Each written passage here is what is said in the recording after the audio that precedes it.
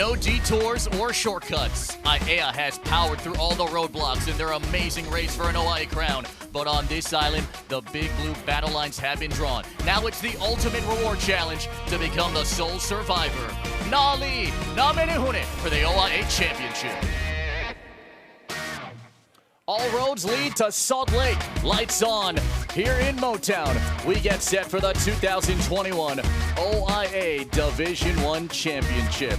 The two teams with the best records in the OIA this year. 3-2 Aiea, 4-1 Moanalua. Tonight is a showcase of two of the best quarterbacks in the division. The sophomore sensation, Ezekiel Oli, among the best in the state. Big test tonight against Big Blue, a senior heavy squad led by Taylor Malloy, the league leader in pass yards, looking to lead Moanalua to a second consecutive OIA crown. With that, we say aloha, good evening, great to have you with us. Felipe Ojastro, Darren Hernandez, Jimmy Bender coming up in just a bit. Those are the two quarterbacks, Coach, but that's just one part of the equation if any of these teams want to win an OIA crown. Yeah, if you look at the best teams and the teams that win championships, it's about great quarterback play, but it's also about great team defense, and both of these guys play great defense. Jimmy talked to both coaches. He's got the new City Nissan field report. Jimmy. It takes a lot, guys, and their philosophies as to how they're going to win this game. For Wendell Say and Aiea, he said the main thing is they got to correct their mistakes from the last time these two played. And he said to the young guys in this group, which there are a lot of on this team, he said, you've got to think you're not a rookie anymore. You've played a full season now. It's time to play like a veteran. Now, over on the Moanalua side, Coach Vincent probably saying the main thing he wants is a quick start. He wants to get out early and score points. I said, like the last time you were on TV and you had a kickoff return for a touchdown to start the game? He said, yeah, I'll take one of those tonight. Guys, back to you. These two teams, the last time they met, combined for 499 yards of offense and 53 points. What happens in round two? This is the one that matters. It's for the OIA Division I Championship. Let's get it going. Aiea, Moanalua, Motown, and A-Town for the OIA crown. This will be the 35th time Aiea tangles with Moanalua. And it's the rematch of the 2009 championship game in Division II, where Moanalua won that one. It was the first in school history. And this is the second meeting between Na'ali and Menehune. Let's get to our officials. Robert Victor wears the white hat, joined by Craig Shaner in the mix. Remember, it's a 7-man crew this evening. Isaac Tavai will be the umpire. Remember, there was no JV game earlier this season for Moanalua or Aiea. Not a lot of JV programs in this division. Keith Watanabe in that mix, and so these 7 men will have the honor of officiating this game. Cheer squads in the house. State Cheerleading Championships on its way. Moanalua finishing in the top 3. Everyone looking upstairs at Radford, the favorite this year. A crowd of nearly 1,500 expected. And Aiea has been salivating at the opportunity to get right back to Salt Lake.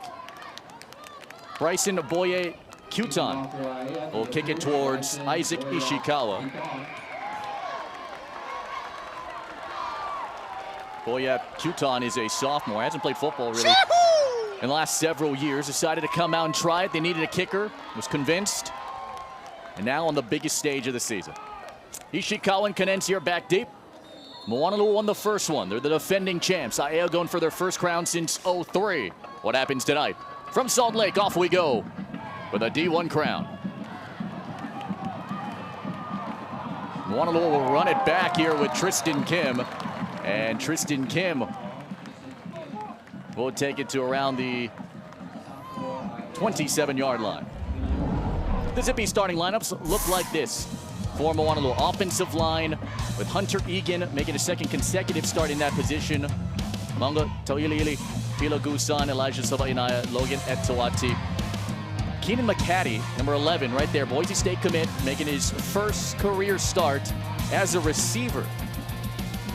He was a starting JV receiver. They had him more in a DV spot this year. And now steps in. He's in the slot.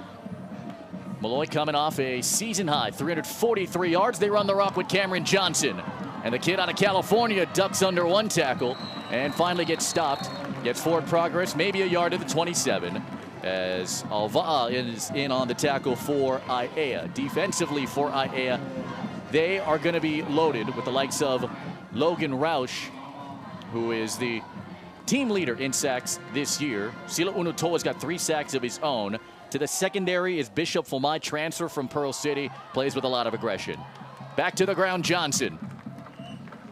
Back to the tackle for Windsor Singh, the DB. Able to make that tackle at the 31-yard line for a gain of 4. And the key for this Aiea defense is Unutoa.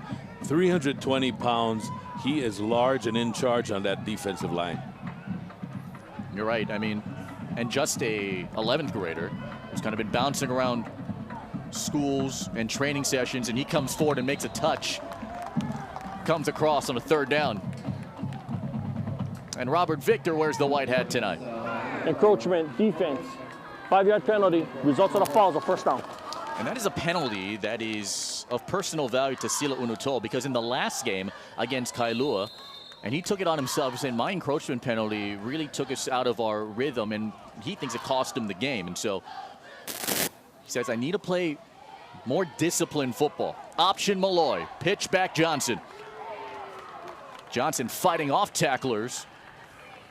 Gets a couple yards out of it, and they're proud of Johnson's production in this recent stretch. Running the ball much better than the first half of the season. Yeah, we saw him against Castle. He has great body movements. Really can, in short little spaces, can make you miss. And no JV program this year. They've combined into one varsity squad. So trying to find some depth in the defensive area as Malloy checks it underneath right to the 40-yard line. And on the catch, there's Jason Lopez to make the tackle. So Lopez coming back from a collarbone injury. And Malloy just finding underneath to Gabe Wells. Yeah, Jason Lopez is your classic middle linebacker. He's got the size, 6'2", 230, and the speed. This is play number 5 of this drive.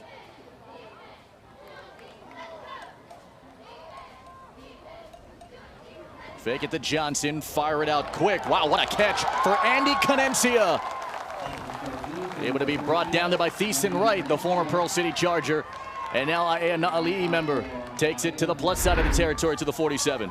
And Canencia, who goes 6'1", uses that entire frame to snag that for a 1st down. Malloy operates, takes a shot downfield. Canencia overthrew him. Incomplete. Bishop Fomai was guarding him. So Canencia coming off a 52-yard receiving performance. It's his first time playing football this season, by the way. It's his first season playing football since he was in the 4th grade. And he said that this year surpassed all his expectations. Didn't think he was going to start, worked his way into that lineup. He's become a valuable target, with the senior averaging 14 a grab. 2nd and 10. Johnson is stopped. Mason Halemano knifing through. You know, the thing about this defense, Coach, is that Aiea always feels like that they're slept on, that they don't get enough credit. And that mentality has fueled their aggressiveness, and they've been playing really good defense. Yeah, they do play with a chip on their shoulder, and it shows. And these are guys that have worked hard with Mika Li'ili, the defensive coordinator. Cam Johnson's averaging 4 a carry. Now it's a 3rd down and long. Malloy fires it high and nearly picked out of the air by Romeo Simpson. Oh, Simpson nearly went up and got it for his 3rd interception. We got a marker down at the line. Look at the great time in the pocket for Malloy, and Romeo Simpson just goes right through the hands. You want to make it 4th and 11, or do you want to make it 3rd and real long? Personal foul, illegal hands to the face, offense number 50. 15-yard penalty, 3rd down. Well, they'll take the down, so Logan Etuati gets called for the personal foul.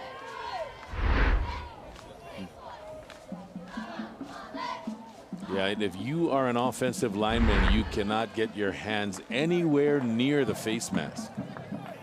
Now, I think let's see here. Now they're going to move the ball back to where it originally was. They may decline the penalty and try and make it 4th down. And that appears to be the indication. And now the punting unit onto the field for Moanalua. Thank you, Robert Victor, for making that clarification. And so Joshua Paliafe, who had his freshman career here, then went to Campbell, then tried to play over on the continent during the pandemic, eventually found his way back to Salt Lake. Got a heavy leg. Good booming kick. Kane Lorenzana just kind of tumbles his way right into Tyler Colo. And that's where Aiea will have it, just shy of the 30-yard line. Zippy's offense for Aiea, Ezekiel Oli. The effort from him this season has been phenomenal. Well, he's second in the division in pass yards at 1,234. All right, so Trace Ader, the left tackle, he's in for Preston Talmua, a sophomore who's on crutches, ACL injury that he suffered midway through the season. But an offensive line that has to play together if they want to find success. Oli throws it in traffic, incomplete to Jaden Chanel. And Dominic Tisalona able to make some kind of madness in that mix defensively. And you can see the live arm of Ezekiel Oli, only a sophomore, one of the most physically gifted and talented quarterbacks in D1. Remember, a lot of these guys come back for next season. Oli will hand it off to Kaimana Lale Saole. Noah Atud, the linebacker, able to make the stop. Defensively for Moana looks like this. All right, you want to find leaders? Ruben Chavez in that mix. The secondary, Tristan Kim, third-year varsity man. Colby Casinas in that nose guard spot. Blaise Sumia has been playing lights out. And there you see the Boise State commit left side of your screen, Keenan McCaddy. We have a man down for Aiea, and it's Parker Greep. And both of these programs have had to deal with injuries.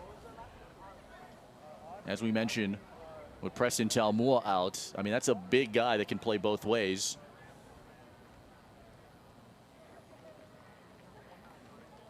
That's going to severely test the depth of this offensive line with Talmua already out.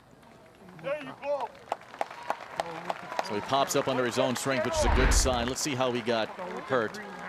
Number 73. And he get whipped right into him. Oh, Noah Atud, who's at 160 pounds, came flying in. Yeah, that right ankle got caught there. Keoki Youngstrom, the senior, number 77, in now for Greep.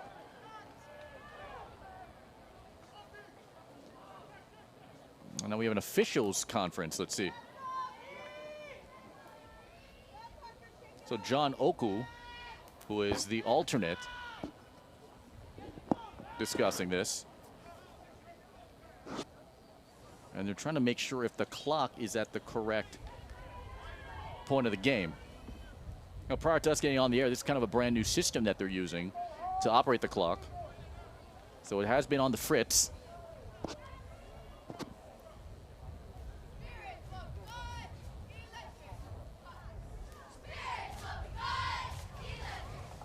So now they're going to explain this to both coaches. And first, Wendell Say.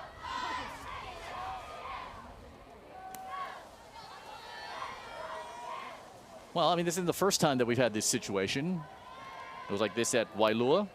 It was like this at Mililani. And Robert Victor will jog over and talk with Vince Nihipali about this. What are you thinking if you're a coach at this point? I mean, you've been in these situations, right? Yeah, you're just trying to find your way here and see. It's early on. You're trying to develop a rhythm. You're trying to see if your game plan is on track. But again, let's talk about quarterback play, because that's so important. You have to have a quarterback who is above all is a good decision maker. He has to be accurate, as we said before. Oh, we got a problem with the. No, they're talking on their personal communication devices to the timer upstairs. So now the timer, Missy Cortero, will come If you have an down issue from with the upstairs. play clock will be kept on the field throughout the game. All right, and so Jimmy will go to work on that as well. And Jimmy's always done a good job of keeping us updated as best as we can. And he'll be riding side saddle with Missy Cortero. So a few minutes of a delay. Both coaches seem to have agreed. And now it's 3rd and 8 on Aiea's opening drive of the night. Oli throws it out. Geronimo Ulgaran wrestled down to the ground. Tristan Kim finally got to him. It'll bring up 4th down just past the 30. And here comes the punting unit for Aiea. Only getting the ball off quick, but credit this Moanalua defense doing a great job of keeping all the short routes in front of them and rallying to the football and making the stop. If you're watching at home asking where's the score, we are scoreless. We'll update you on the time as soon as that gets all set. Jaden Chanel will punt this one towards Andy Canencia.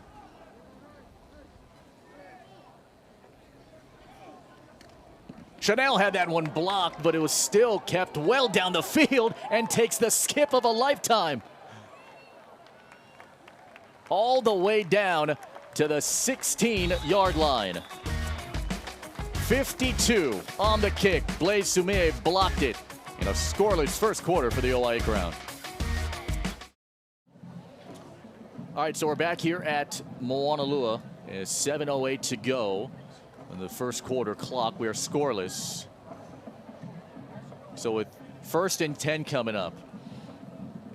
So the time that you see at the bottom of your screen is unofficial. So there are 2 timers. There's the alternate, John Oku, who's on the sidelines, and then there's Missy Cortero, who's also the official timer. She's going back up to the booth to put the clock at 0 so it doesn't confuse the rest of the crowd that's in here at Moanalua Stadium. So John Oku, who was the back judge last night for the OIA D1 Open Championship, has the watch. So the time that you're going to see at the bottom of your screen is unofficial, but we have Jimmy, John Oku, and Missy Cortero on the hunt, working hard for us. After the 52-yard punt, Moanalua has it on their own 16. And it's a give to Ryson Lum. Lum is shoved back. Lum fighting off tacklers, grabbed by Parker Taumua, and finally brought down to the ground.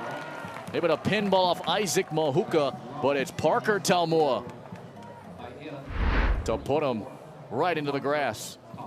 A jet sweep here, and credit big number 70 Mason Halimano for sniffing that out and turning that play back inside where Taumua finished it off.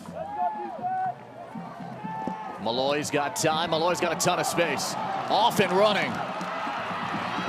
And Malloy buys enough room to get a 1st down. Mark him at the 34-yard line. The run was 20, and Elijah Nahopi Makakona chases him out. And we talked about decision making. You know that the defense is in man coverage. So you drop back, you see a bunch of guys with their backs turned to you, and boom, big gainer. One of the largest rush of the year for Malloy. Floated out Keenan McCaddy. One-man miss. Halimano helped in on the tackle along with Bishop Fomai coming in. Boy, I have been impressed thus far with number 70, Halimano. He has been doing a great job rushing the passer. He's been doing a great job setting the edge, and here he is just flying to the football. Just under 6 minutes unofficially here in this first quarter clock. Malloy on 2nd and 11, just chucked it up downfield. It's caught. It's Dominic Tisalona. His first start of the season. His first catch of the year. Romeo Simpson makes the tackle to the 31, gain of 36. Wow, why not? Tisalona using his 6'1" frame and his speed to get open. A beautifully thrown ball by Malloy just over the defensive backs. Simpson makes the stop, but nice toss by Malloy. First start of the season, usually a defensive guy. Vince Nihipali saying, hey, we're going to put our best guys on the field, whether you're defense or offense. You have to play both ways. Ryson Lum keeping the pile going. He did that so well against Castle. in the end of October. Mason Halemano makes the tackle, but 9 tough yards for Lum. Ryson Lum, I mean, you talk about determination, charging, hard charging runner. Man, you love to see that in a running back. Moanalua with flow, with momentum. 45 yards in the last 2 plays. Malloy trying to flip it forward. He does. It's in the hands of Ryson Lum. Finally gets tripped up there by Sila Unutoa, who's still down now for Aiea. 64 in the white, as Lum takes it for a first down. Unutoa, good to see him pop right back up. There's a little ginger.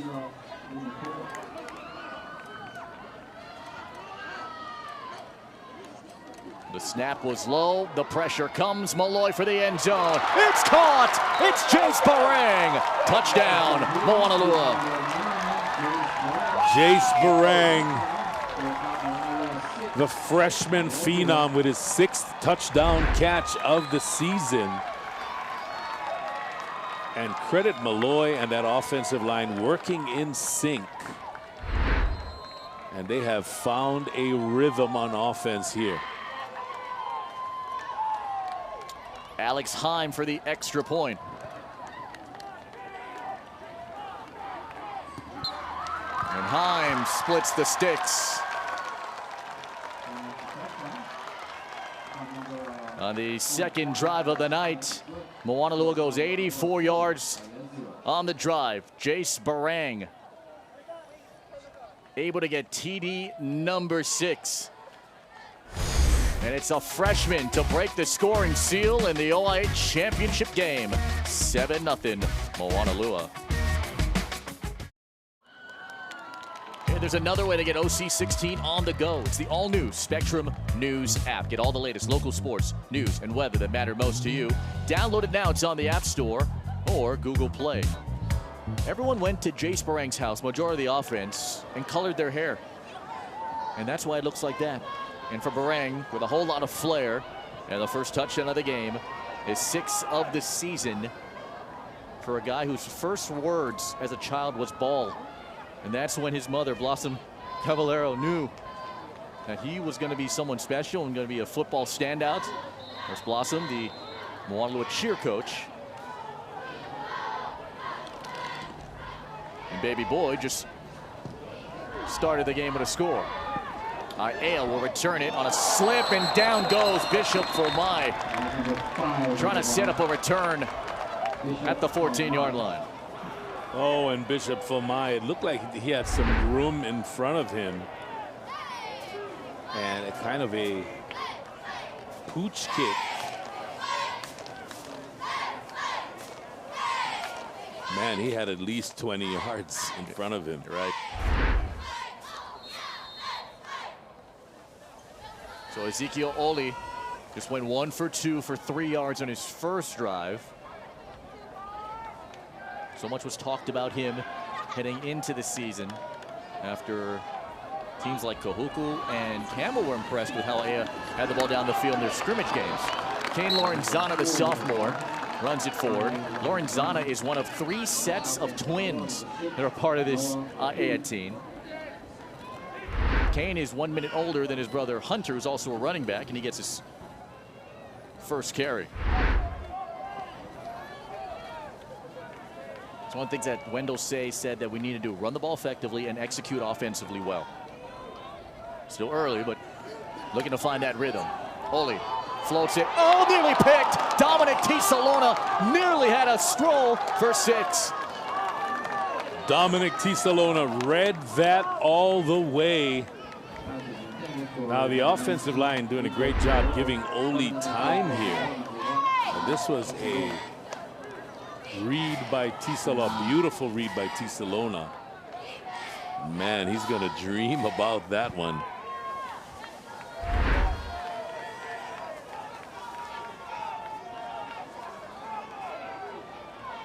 Third down. They bring extra pressure. Oli slides out and on the run. And wrapped up beautifully there by Messi Ma'ai. The linebacker comes forward to the 20-yard line. Messi Ma'ai, a nice size 6'1", 210 linebacker who can cover a lot of ground. Does just that. Jaden Chanel to punt it again.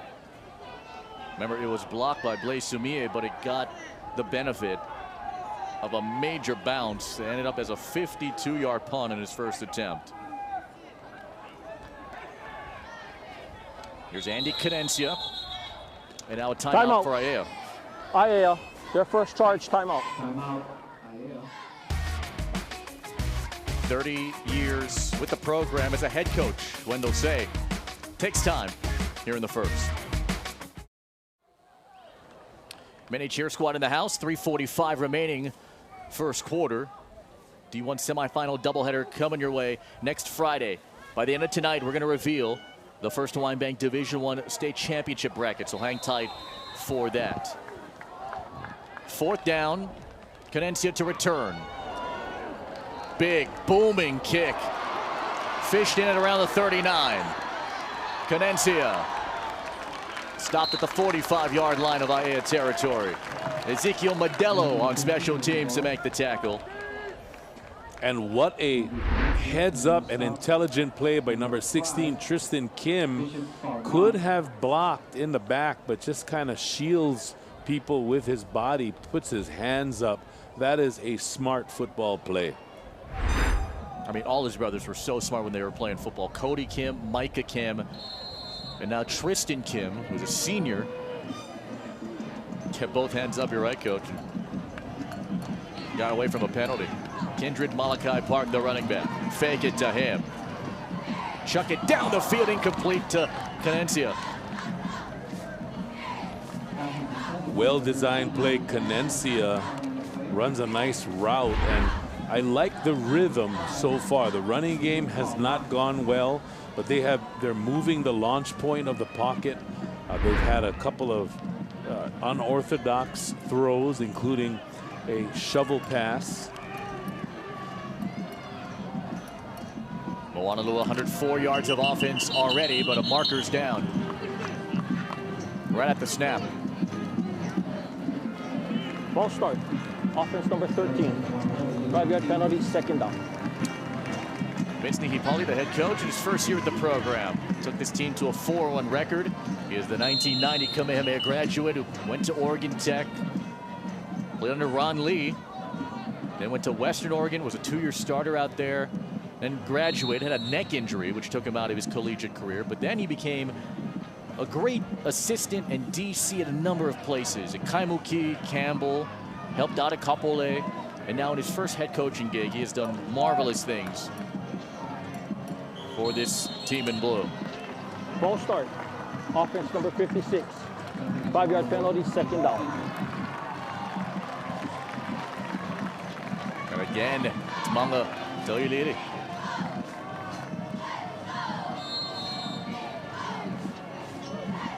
Pushes it back to Moanalua territory on their own 45.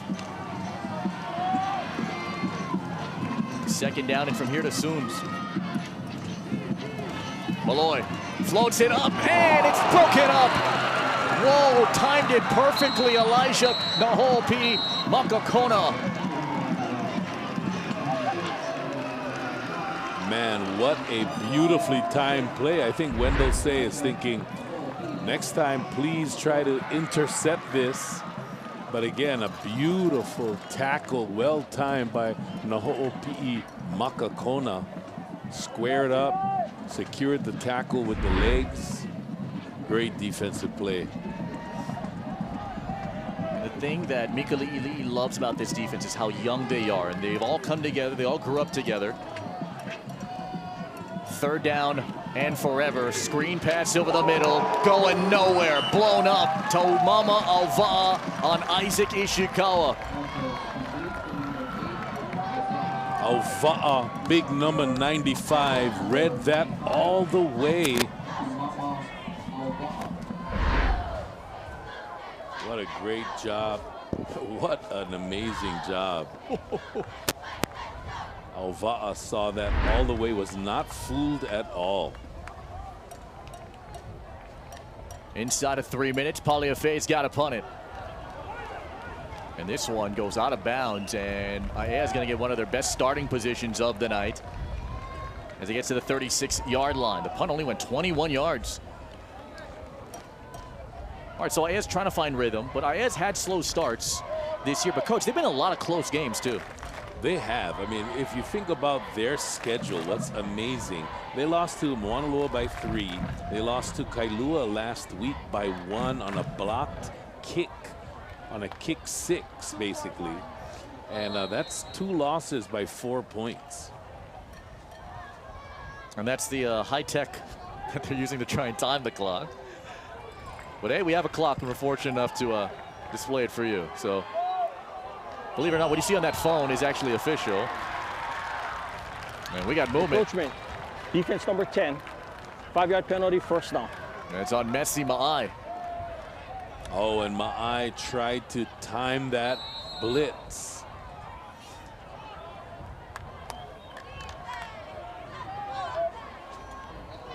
2:39 remaining.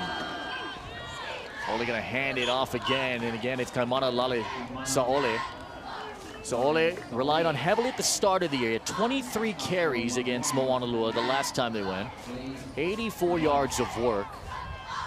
His father Lale is an assistant coach on this team. Both of their sons very hardworking. And that's what it says about this division. Everyone passes, so even 299 yards will get you second place for the time being in the OIA Division I.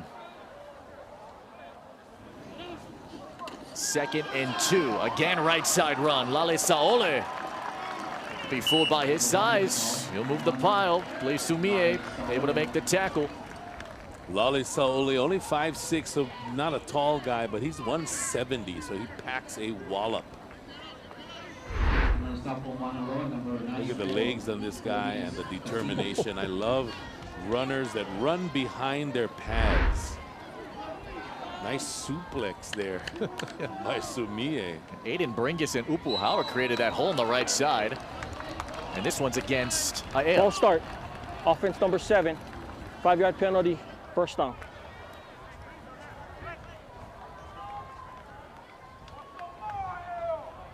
Wendell Say, 1974 Lelehua graduate, played his college ball over at Linfield University. In fact, he says that, you know, back in the day, we used to all go karaoke together, including with Darren Hernandez. He said that, oh, Coach can sing. Oh, my God. He can sing. That was back in the day. First down and long. Ole gets out of a sack, unloads. It's caught. It's Jeremy Kakal.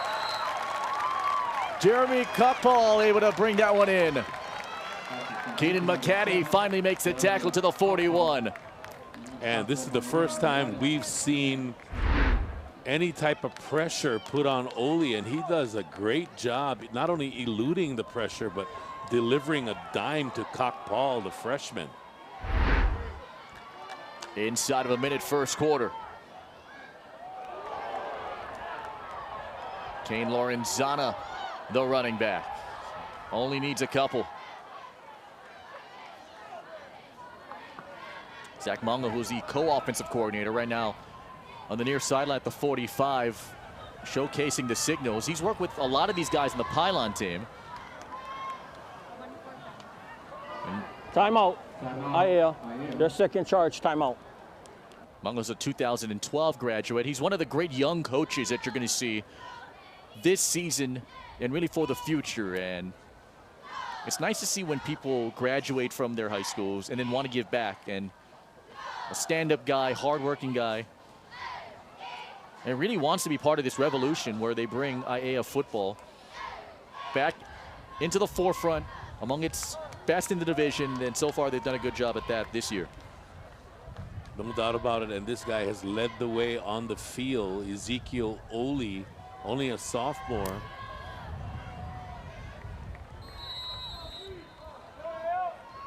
Only 16 passing yards. Everything relatively short. Haven't unloaded the long ball yet. It's a run for a near first down, depending on the spot. Sumie and Chavez able to get down Lorenzana. And they'll give him a first down, and that could take us to the end of the period. I love the neck roll on Sumie.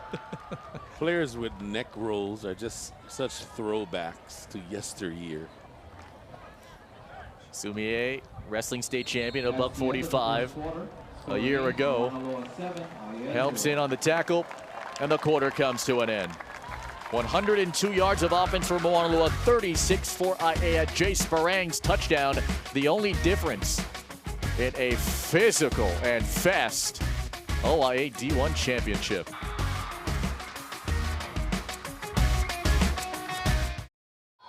The winner to the state tournament they go as the only representative of the OIA. Aiea driving for the tie. Ole, quick hitter right there to Geronimo Ulgaran. Ulgaran wrapped up by Keenan McCaddy. So Geronimo, who's actually a junior, grade and generationally, his father's also named Geronimo, able to lean forward and get about 5.5. That's a great name, Geronimo. That's beautiful. McCaddy uses all of his 6'4" frame to reach out and snatch Ulgaran and bring him to the ground. Oli lining up for Chanel. Incomplete, broken up. Underneath was Tristan Kim. Heads up play. Tristan Kim. High football IQ. Knows exactly where he is on the field. And even though he mistimed his jump, it appears, still was able to poke that ball out. And that's 6 inches in height. The difference between Kim and the 6'2" Chanel. 3rd down and 5.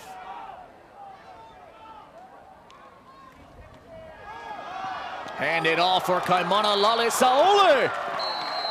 Powering through. T. Salona makes the tackle. Saole was down before the ball came out. Right at the 20. Gain of 14. Well-designed play. You have a pulling guard leading up through the hole. Just an off tackle, outside zone. Upu Howard, big 66. 6'2", 300-pound freshman leading the way. Now Aiea is cooking. 4 in the pattern. They run the rock again. This time it's Lorenzana. Both legs wrapped by Noah Atud. Maybe the buffest guy in this team. Able to stop him right at the line. Yeah, Noah Atud just looks the part. He just looks like a linebacker. You know, he could, if you saw him in street clothes, you know, he's not the tallest guy, but boy, he put together. Coach Nihipali loves his aggressiveness. Started lifting weights around the 8th grade, hasn't really stopped since. 2nd down and 10. Ole feels the pressure. It's a floating ball to Cockpaw with a marker down. Cockpaw goes down by Tyler Colo on the tackle. Gotta check the flag though. Thrown by the umpire.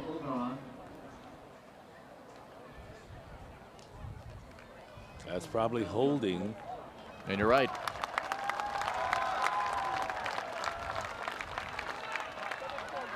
Holding, offense 74. 10-yard penalty, 2nd down.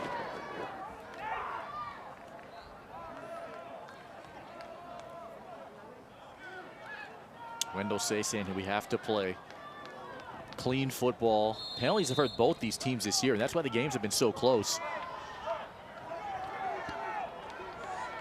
Also, the turnovers have hurt as well.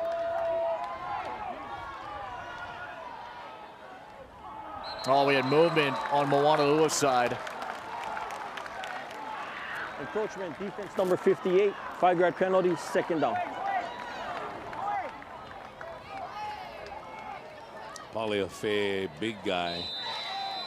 It's kind of amusing when you see a big dude, 250, 260, and he tries to shrink back after the going off sides like we're not going to see it. There you see the time unofficially at the bottom of your screen. Ole releases safety valve. Lorenzana couldn't hang on to it. The pressure came from Tristan Kim coming right after him. Yeah, Tristan Kim played that perfectly. And even if Lorenzana did hang on, Kim was in the backfield in a hurry. There's Kim. That's a rare drop for Lorenzana, usually sure-handed. They like him moving out of the backfield and getting him in space. Couldn't hang on to that. 3rd and 19. Oli with time in the pocket over the middle. It is high, it's incomplete. Intended for Figueroa. It's Keaton McCaddy's first pick of the year. McCaddy still on his feet. Finally wrestled down by Keoki Youngstrom.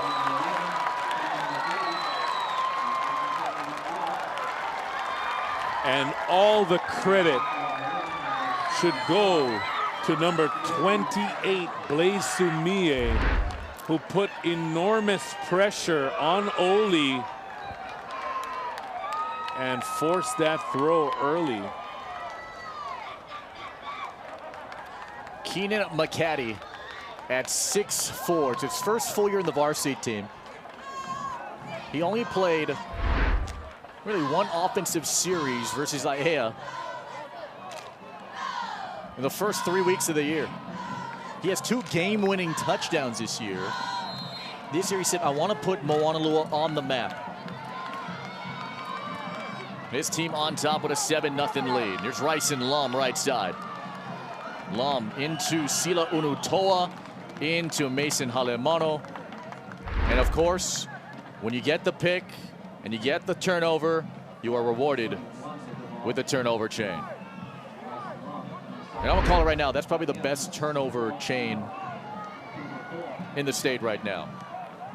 But Kahuku has a championship belt that looks even better than that, but as far as chains go, that's a nice one. And there you saw Sumie, number 28, sitting next to McCaddy. He was the guy. Well, incomplete. Intended for Gabe Wells. Fernandez on the back end was the closest guy to maybe get interception.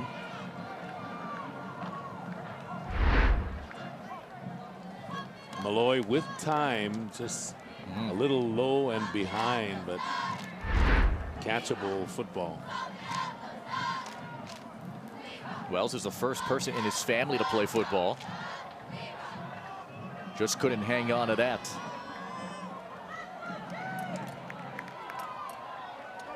Third down and 6. The snap was low for Malloy and just chucked it up and incomplete. Daniel Biddle, the intended target. As Romeo Simpson was guarding him. That's a great job on the pressure again from Aiea's defense, and they survived the turnover and forced Moanalua to punt.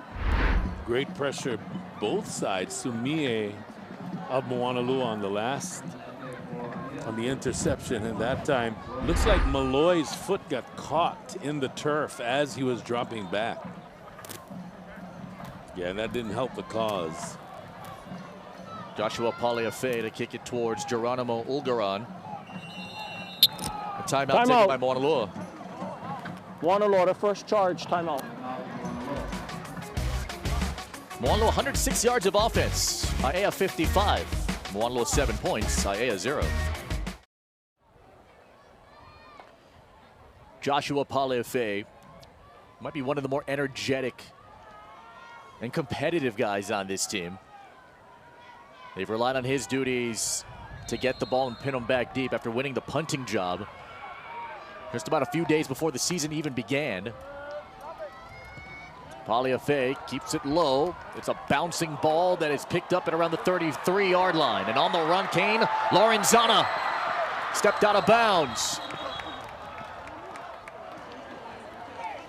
Lorenzana steps out in midfield, and he had a clear path to tear up the field even more. Let's see if he did step out. He did a great job of fielding that because that came hot. Yeah, he is out of bounds. Way back there. Wendell Say has been a part of this Aiea program for 4 decades, and he says even after all the time that he spent on campus and the games like this, he still gets nervous. And he was not the usual Wendell Say pregame. He says, how can you not get nervous? Big game, championship, television. But he's just been so blessed that he has a good core around him to keep him calm. But now it's a pressure situation to try and tie the game as Lale Saole gets submarined by Dominic Tisalona. What a play. Dominic Tisalona, number 1, tall and rangy We saw him with on offense with a nice big 36-yard catch. Here he is, manning the edge, beating the block of number 9, Ulgaran, to make that stop. Unofficially inside of 8 minutes. From the 48, Oli firing to Chanel. Tristan Kim, single leg takedown. Man, this Tristan Kim shows up on film. He's always around the football. Jaden Chanel, by the way, is going to be, maybe next year, the premier receiver in the division. I mean, him and Jace Barang will definitely go after it and try and get that spot, but Chanel has got all the metrics to take him to the top. 6'2", 180, long. He's got deceptive speed, good hands, too. 3rd and 5. Aia's 1 for 4 tonight. Oli for Chanel. Got it. Right on cue, Jaden Chanel. Tristan Kim able to push him out of bounds. And Kim now going to be jogging to the sideline, not moving that left arm. 1st and 10, and good protection again for Oli, and Chanel living up to the billing that Felipe just gave him.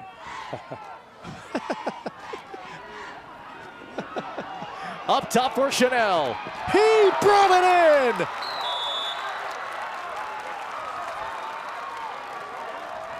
in. Inside the 5 to the 3. Jaden Chanel using that 6'2" frame that we just alluded to earlier, and his development is on pace. Look at that, beautiful play. Hovers in the air, comes down with it, and then has the presence of mind to dive forward over the outstretched body of the defender. Oli gonna run it himself. He's got breathing room, and he gets stopped. Ruben Chavez and Tyler Colo applying the pressure on the tackle. It's down at the 1. Yeah, I thought Ezekiel Oli had a clear run to the outside, turned it back in, and that man, Chavez, doing a great job of clogging the hole. Oli just has two rushing touchdowns this year, and now he's got 3.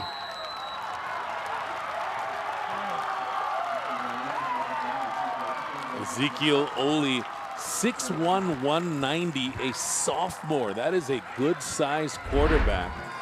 Uses all of his size here to kind of break a tackle.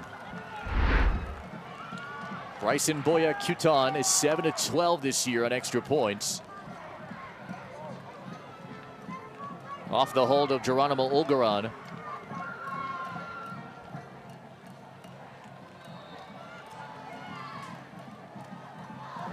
To try and tie the game. Got a clean hold, got a clean kick. 7-7. Ezekiel Oli, who grew up in Waipahu, showing some of that West Side toughness. Ezekiel Oli began playing quarterback at age 6 and fell in love with it immediately back in his days over at Waipahu. And then when he finally found his love for football, he actually was at a Radford game because his cousin was playing. He liked the vibe. He was watching the game. He saw the fans and fell in love with it ever since.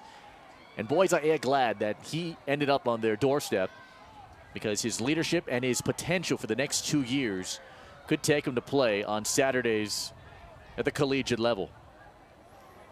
Yeah, he has all the tools already as a sophomore. Again, we just mentioned 6'1" already. Looks like he's going to be at least 6'2", and that's a nice size for any college quarterback. High short kick, 29-yard line. The ball is out and finally hopped on by Daniel Biddle. Aiea says they have it, but Biddle able to hang on.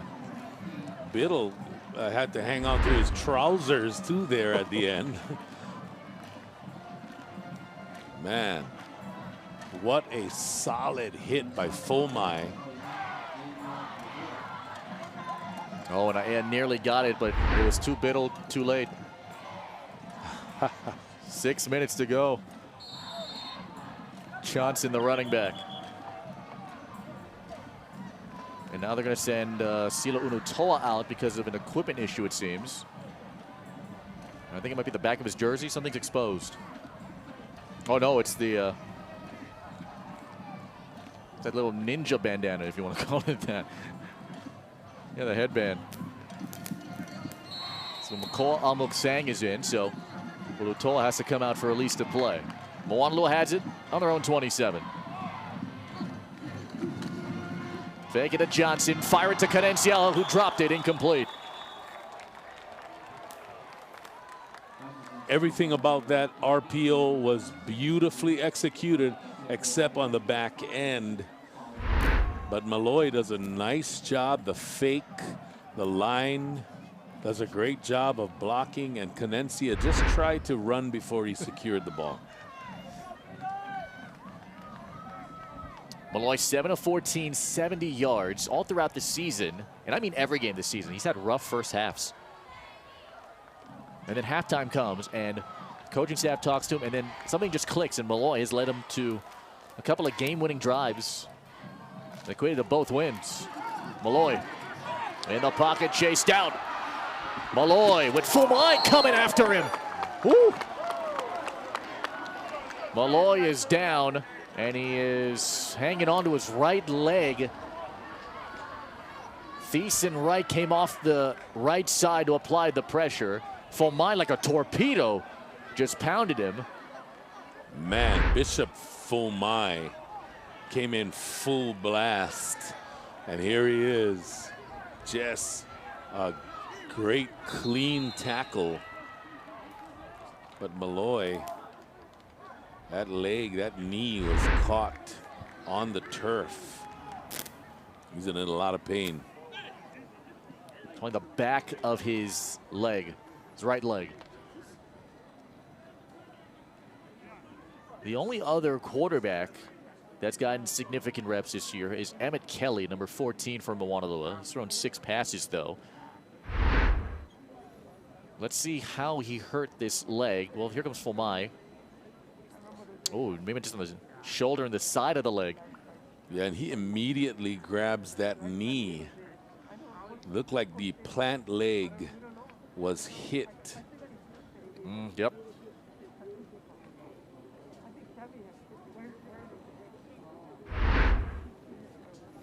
Again, a clean tackle. You know, I mean, for these defenders, you know, if you go high and if you go hit them on the helmet, that's a penalty. That could be targeting. You could be ejected. So sometimes you got to tackle them lower.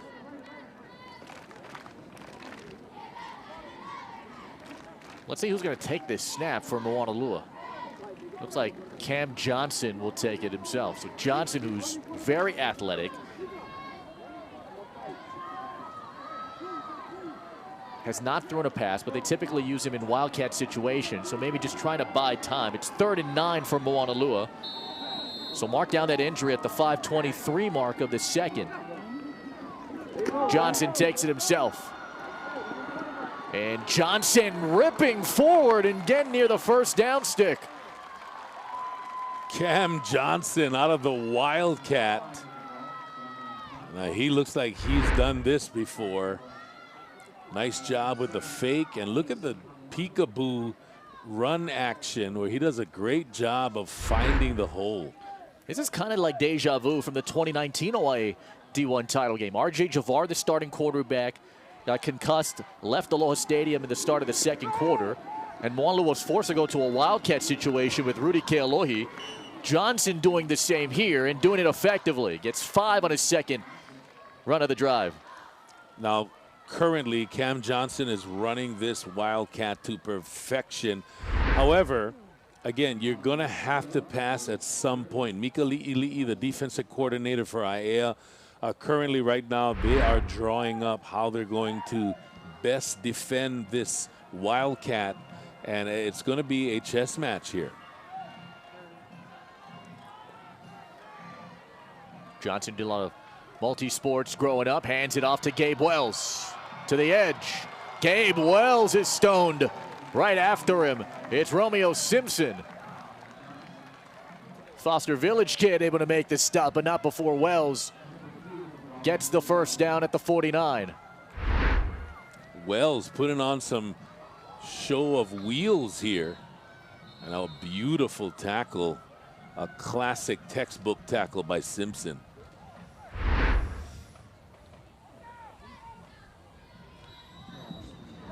Approaching the 4-minute mark of the half, 7-7.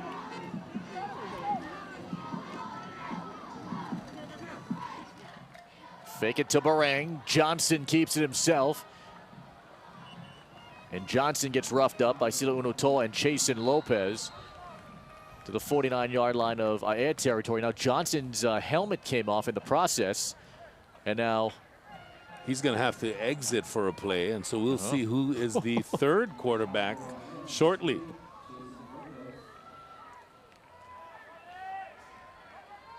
There's some confusion. Ethan Gomez comes out. So Gomez hasn't thrown a pass all year,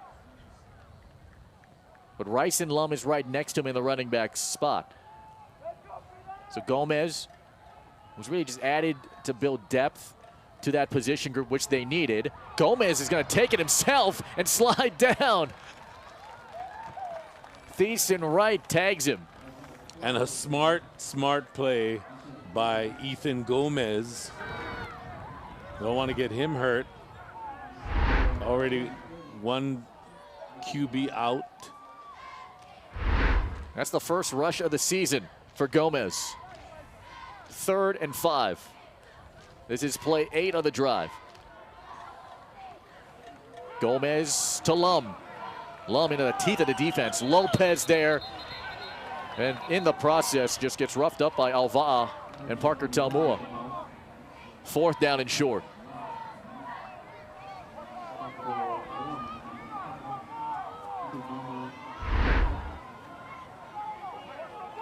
Well, the run game has been pretty good out of the Wildcat when Cam Johnson was operating it.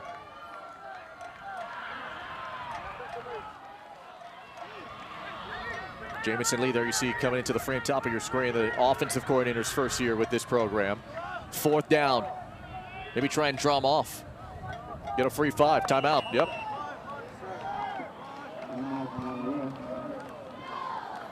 Wow, you talk about adversity now for Moanalua with their starting quarterback hobbled with a possible leg injury.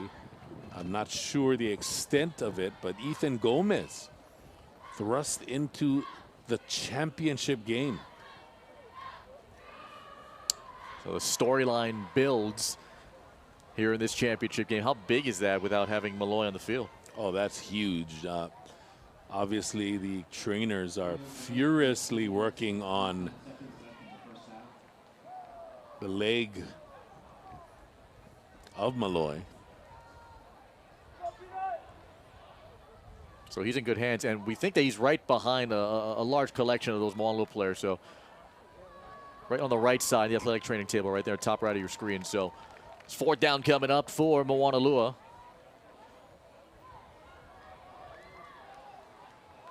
Pauliafe will punt it.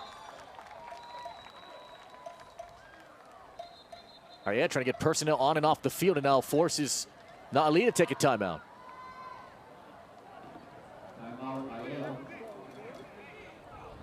There's Mika Li'i, the defensive coordinator. Mika Li'i, 1989 Castle graduate, actually became a part-time teacher at Aiea in 1994. So he spent the last 26 years in some capacity as a coach. Remember, he had 1 year over with Darren Johnson at Campbell.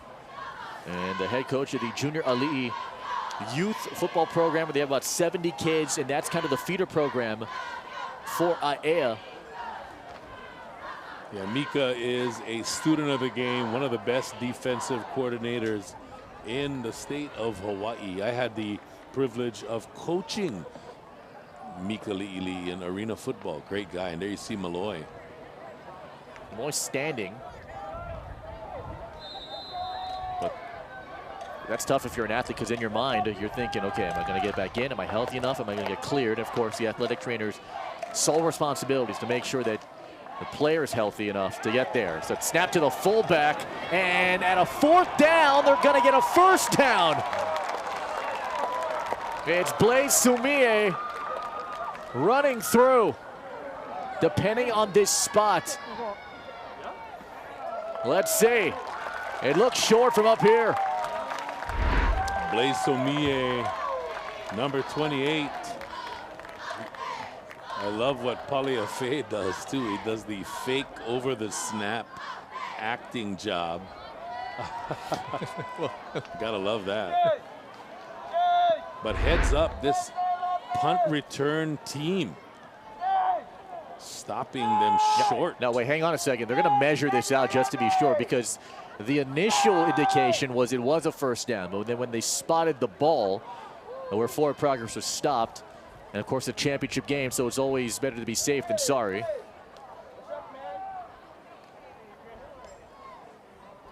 Place your bets. Short by a football. And so Aiea's defense stifles Moanalua's 4th down, and they'll have the ball with more than 2 minutes remaining in the half. Oh, how frustrating that must be. It was a well-designed play, but that punt return team, that defense, essentially your punt return is your starting defense. Man, they were up to the task. Remember, Aiea deferred the option to the 2nd half, so they get the ball to start the 3rd. So a chance to go 2 for 1. Aiea has it on their own 42. Chanel comes to motion, he flips it back, the ball is out, and picked up by Geronimo Ugaran. Geronimo finally goes down by Dominic Tisalona. Chanel had it, tried to give it to Ugaran, lost it, picked it up, and Tisalona ends up with a tackle for loss. Yeah, this first handoff was clean, but that 2nd handoff from Chanel to Ugaran was just was not even close. It was done so nonchalantly. Run the rock, Lale Saole. His legs are wrapped up. So Sale Sole will take it. Let's see, just shy of the 40-yard line. So Lale Sole is there. Makes it 3rd and 14. Oh my goodness. Yeah, that first play really tough. Ma'ai playing great against the run. Kanan Rosenberg in at a cornerback spot. They run it here with Lorenzana. Lorenzana takes a pop. Blaise Sumie help it in to give him a shoulder shot. Timeout.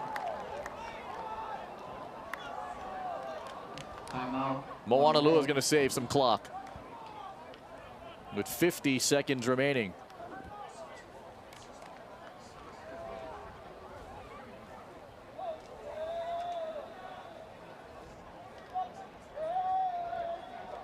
Here you see Wendell Say. Wendell Say is a counselor at Aiea High School. Remember, he won an OIA state championship back in 2003. It was the first year of that 2-division era. And what he means, coach, to this community, I mean, is massive. I mean, his legacy is forever cemented as someone who does things the right way, does it for the community. Yeah, he is Aiea. He is Aiea football. He embodies everything about it.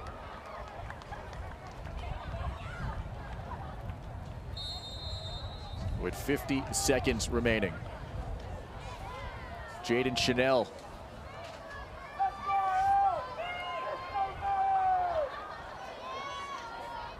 Gonna punt this one. Yeah, still trying to get personnel on and off the field.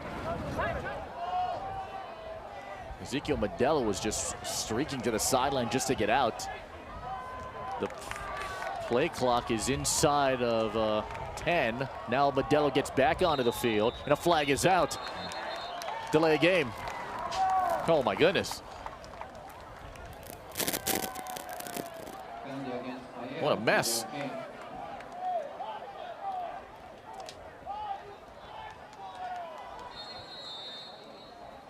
Modelo ran out, ran back in.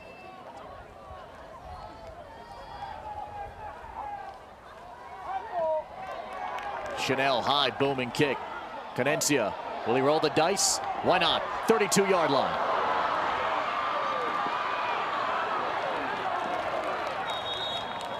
Down he goes.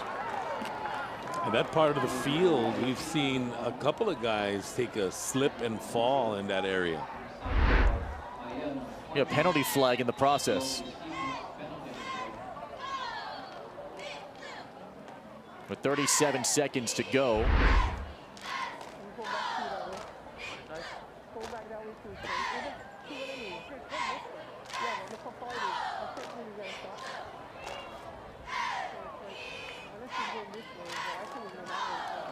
It's a blindside block on Messi Ma'ai. Yeah, this field, for the most part, has held up well after all the rain earlier in the week. And it's the only grass field actually drainage in the OIA. So every 15 feet, the water just kind of seeps in and goes down and funnels away. So you're not going to see a lot of ponding. This field does crown a lot. I mean, this is like hole 8 at Olomana, the way that this kind of rises up. And at certain angles, sometimes you can't even see the feet of the guy on the other side of the field. It was part of a recent upgrade for Moanalua about a few years ago. And it's been well maintained for the most part, despite all the rain that's come in through the last few days. Cameron Johnson back in for his second series to take snaps. If you're just joining us, Taylor Malloy, the starting quarterback, leg injury. Here's Johnson, just trying to secure the possession of the ball, and Moanalua just might want to take this into the locker room at 7-7. Beeson Wright and Jason Lopez make the tackle.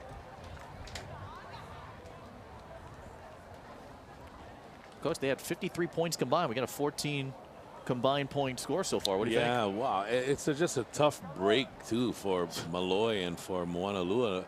I mean, it's almost, they're thankful that they have halftime right now to adjust, because they got to make some adjustments offensively, no doubt. And this game could ultimately come down between Aiea's offense and Moanalua's defense. Moanalua scored the first 7 in the first. Aiea scored the second 7 in the second. And at halftime in Salt Lake for the OIA Division I Championship. Deadlocked. At the break, a 7-7 game. Ezekiel Oli throwing an interception. Keenan McCaddy's first career one, earning him the chain. But Oli redeems himself and scores to equalize. Moanalua has a weight room and a fitness center, so you'll see a lot of teachers maybe get a workout in here on campus. This used to be the old Moanalua weight room before it was rebuilt down on the track, and so they use it here. It is a gorgeous facility, and right now a lot of people getting work inside as their football team is tied with Aiea at the half. 7-7 in the OIA Division I championship game. Felipe Ojastro, Darren Hernandez, Jimmy Bender's coming up in just a second. All right, there's so many storylines with what we saw in the first 24 minutes. Where do you want to begin here?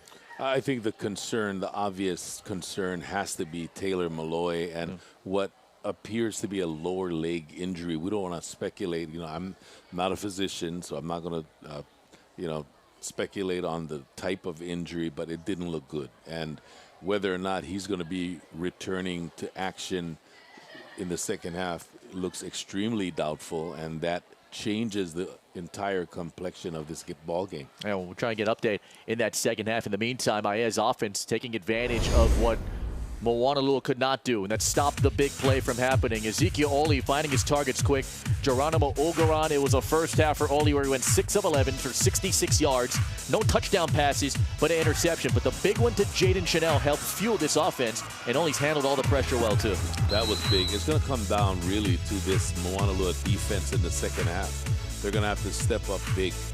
I can't imagine, Coach, being a 10th grader and being thrusted into the biggest game of the year, championship game, under the lights with all this pressure. And mentally, at least from what we've seen, I mean, he's gone out there like it's another night at the office. Yeah, he's done well. You know, I mean, I can see him getting into a rhythm in the second half and playing even better. You know, if you look at Moanalua, I think they can, if they go back to Cam Johnson and the Wildcat, it was successful, not as an every down type of attack, but something that they could, you know, use as a changeup just to take some of the pressure off of the young starter, first time starting Ethan Gomez. Yeah, and so for Moanalua's offense, I mean, they're trying to get things going, obviously, offensively, because this is a team that was among the best in the division in yards per game. So far, they put up 138. Malloy, 7 of 14, 70 yards and a touchdown. Getting good protection up front and trying to find his targets quick, too. Yeah, he's been doing great. You know, we talked about decision-making. It's all about decision-making, accuracy, and leadership, and he's shown all of that.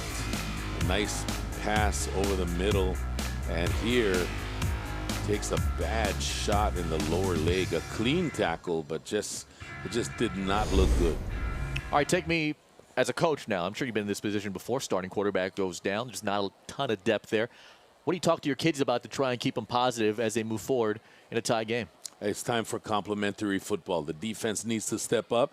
You have to score either on defense or special teams. Special teams, you got to take a few chances. And then on offense, you got to mix it up. Maybe start with Gomez, some short passes, but definitely do not abandon the Wildcat with Cam Johnson. That worked. Can't use it every time, but again, as a change-up, I think that's got to be the way to go. It was 28-25 the final the first time they met. It's 7-7 at the half for the OIA Division I championship. Back from Salt Lake in just a moment.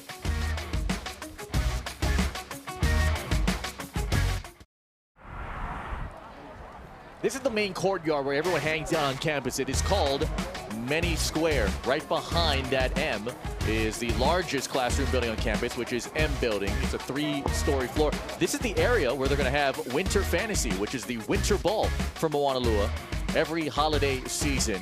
Legendary homecoming pep rallies and dance battles have occurred there. It is the central part of the school and is one of too many squares actually on campus, and that's where everyone hangs out. And right now, everyone's congregated over the football field because right now we have a 7-7 game between Aiea and Menehune. I have a question for you. Yes. Besides Felipe Ohastro, who's the most famous Moanalua High School graduate? Well, I don't think I'm famous, to be honest, but Angela Perez-Baracchio. Okay. Right? All right. We had a Miss Universe in there, Tad Fujikawa. Nice. Right? And nice. I think, nope, just us three. All right. The ability for Aiea to get back into this game after not finding their rhythm offensively through the first 2 drives has been great. And it's kind of a testament and characterization of how their season has gone on. They always start off slow, but they end up finishing fast, and that's what makes Aiea dangerous. Yeah, Aiea has a great defense, and you can hang your hat on that defense that just comes up big. Again, we talked about Mikali'ili and what he brings to this program. Just a rich lineage of success on defense. They just are so sound on all 3 levels. I'm talking about D-line, linebackers, defensive backs. They do a great job. Yeah, Bishop Vomai's got 6 tackles to lead the way. Mason Halemano's got 5. Jason Lopez has 5 as well. So that's 16 tackles from 3 players in a game where Moanalua has 138 yards of offense in Aiea 97. And some of the things that really stuck out to me is since before Malloy's injury, they had 7 of 14 passing for 70 yards and 9 rushes for 44 yards. No pass attempts since the injury to Malloy, and we'll see how that factors in the second half. Yeah, the turnover coming off that interception taken out of the air by Keaton McCaddy, part of this defense that flies around. Vince Nihipali is also the defensive coordinator. Blaise Sume's got in the mix. Tristan Kim has deflected passes. They have a gigantic responsibility now in the next 24 minutes. They do. I'd like to see where they shore things up. I really like Sumie, number 28, and he's a stand-up rush end. He put a lot of pressure on Oli in the first half. They're going to need guys like him to step up big in the second half. Well, Taylor Malloy goes down with about 5.5 minutes remaining in the half. So in comes Cameron Johnson, who takes direct snaps. He has 8 carries for 22 yards. I mean, here's a tough guy to take down. And even when Malloy was moving out of the pocket, Ethan Gomez in there to slide in there. Then it's Johnson. Those two guys are going to have to help carry the load. And this is a similar story than what it was in the 2019 championship game, too. Yeah, and it's going to be tough sledding to just run the football now that Aiea knows, look, we're going to be loaded for bear against the run with your quarterback possibly not coming back. Let's get a clear picture of what that injury potentially could be for Taylor Malloy. Downstairs, Jimmy. Yeah, thanks a lot, guys. Taylor Malloy was by himself here with the trainers during the halftime when all the other players went in. They were working on that right knee for a long time. Just about 2 or 3 minutes ago, he did get up off the training table, did some vertical jumps, and did some sprints down the track. He's back on the table now. Does look in a little bit of pain, and so we're going to keep an eye on him. Coach said that he's not ruled out yet. They are reevaluating him. All right, Jimmy, thank you so much for that update. High drama here in Salt Lake. What happens in a 7-7 game for the OIA D1 Championship? And we got a tie game here at the half for the D1 OIA Championship between Moanalua and Aiea. Let's look at the adjustments these coaches are going to make. On the Aiea side, Coach Wendell Say saying he really doesn't need to make any adjustments as far as the play goes. What he said is the boys just need to calm down a little bit. He said there's a lot of excitement for this game among his players. So he said if we can just calm them down and just keep doing what they're supposed to do, we'll be fine. Now on the Moanalua side of course, Coach Vince Nihipali saying a lot of it is going to depend on Taylor Malloy and can he come back in this game. If not, they're going to have to go to a lot of running, and that's something they weren't really prepared for. That's it from here. Second half kickoff ready to come. D1 Championship will be crowned tonight right here on Spectrum OC16. One of the future upgrades here on this Moanalua campus will be the baseball and softball field. Scott Yamato, for more than 2 decades, took care of this field, and he gave clinics on this field in the process, too. He did a marvelous job with this program in his time. Peter Arcala is now the new head coach. But soon, all of that's going to be turf, and that's going to be in the process. So that's kind of the more modernization of fields. Campbell's doing theirs. Pearl City close to being finished with theirs. More schools aiming in that direction, but that's going to be great for the baseball and softball team. Remember, Aiea deferred the option to the second half. The time now will be taken and controlled from upstairs again. So they got the clock to work. So the clock that you'll see at the bottom of your screen will become official. Alex Heim to kick it away to Geronimo Ulgaran and Bishop Fulmine. They go away from him and then finally picked up at the 31-yard line by Jason Lopez. So Lopez coming back from the collarbone injury. He's the only 4-year varsity guy on this team and one of 10 seniors for Aiea in 2021. Aiea, such a young team. Only 10 seniors, as we have spoken about. I mean, man, this team is going to be really good for years to come. So it makes it to the 40-yard line.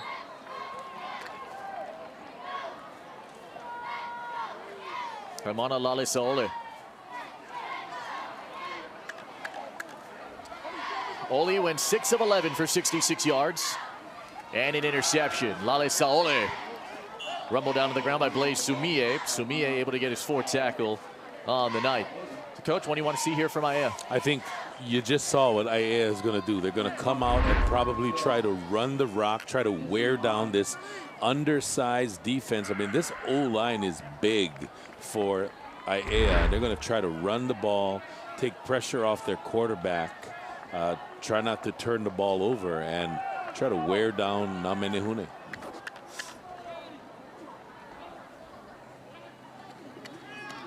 Oli throws it out. Here comes Rico Figueroa. A cut back to the middle. This is his first game back since the Roosevelt game, October the 29th. Injured his collarbone. Got full 100% reps in practice, was cleared to play. Able to bring that one in. Nice job by Figueroa making the first guy miss and gaining some nice yardage. 9 yards. 5 yards, sorry.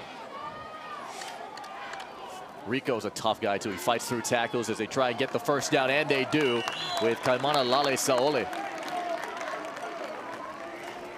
What's at stake? Aiea wins. They are the OIA champs for the first time since 2003. Also, they're in the state tournament for the first time since 2009.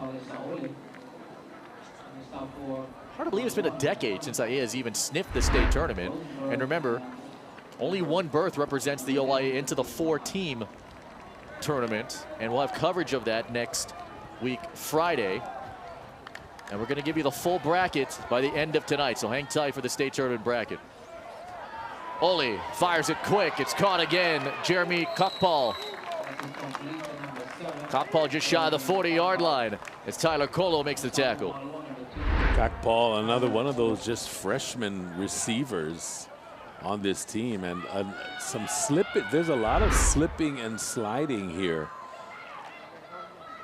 and a lot of it by the Aiea team. I don't know if they are accustomed to the turf here at all. They're not even accustomed to their own home field with all the renovations that's going on. Played all their games on the road. Radford's essentially been their home field this season. Run it here with Kane Lorenzana. Lorenzana gets messed up by Messi Ma'ai.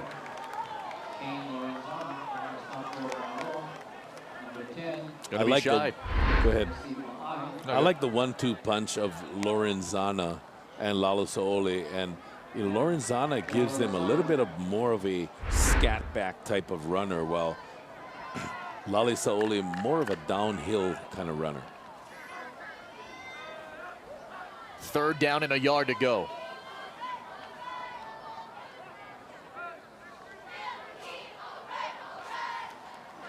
Hand it off to Lale Saole, reaching forward for a first down. That's the one thing about Lale Saole. I mean, don't be fooled by his size. He's only 5'6", but he has a very high mortar. And just as I pointed out, as I suspected, Aiea trying to take off a lot of clock by running the football, ball control, short passes, trying to wear down the Menehune defense. Oli feeling the pressure up the middle, got out of it. Pass Sumie. He gets blasted by Ma'ai, and a flag is out.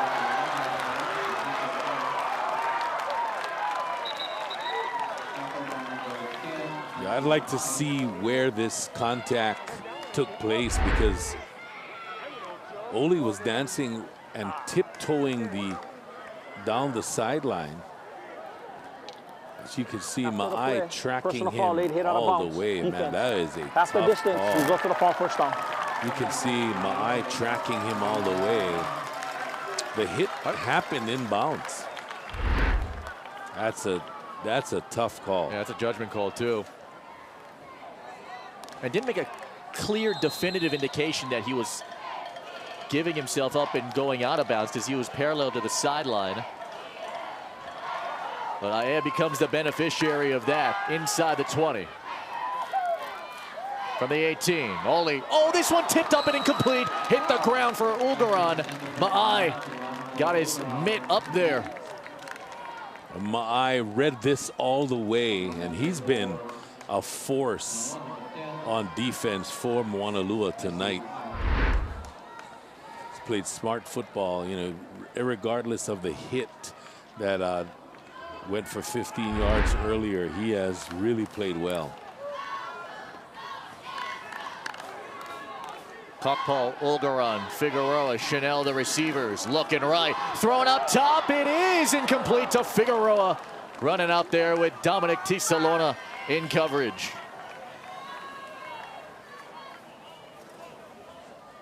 Ooh.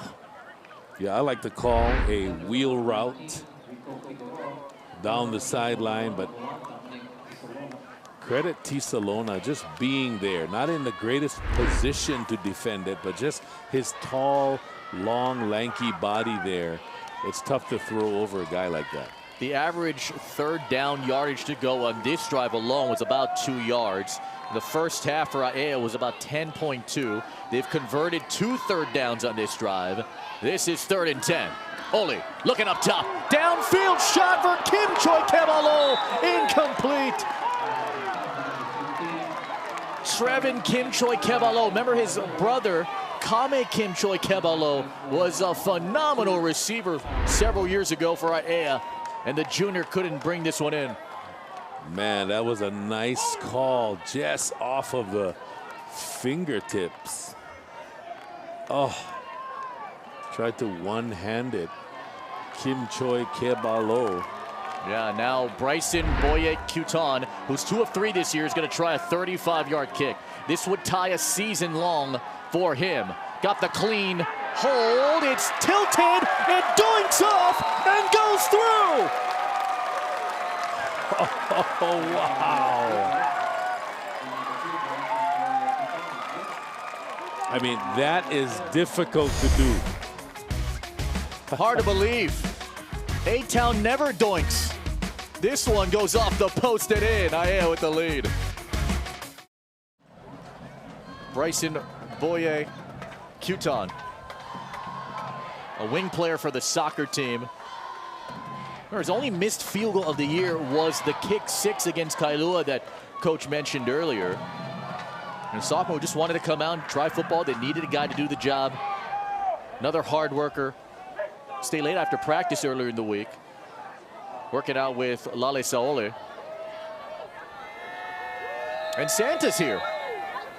You know, I totally forgot that Santa is originally from Aiea. Yeah, right above Aiea Bowl. High pop-up. This one caught by Tristan Kim. Oh, and Kim taken down. Isaac Mahuka. Isaac Mahuka, one of those super sophomores on this team. And this guy's going to be a good one. 6'1", 190, delivers a pop. And Kim just trying to find his footing. Did not see that at all coming.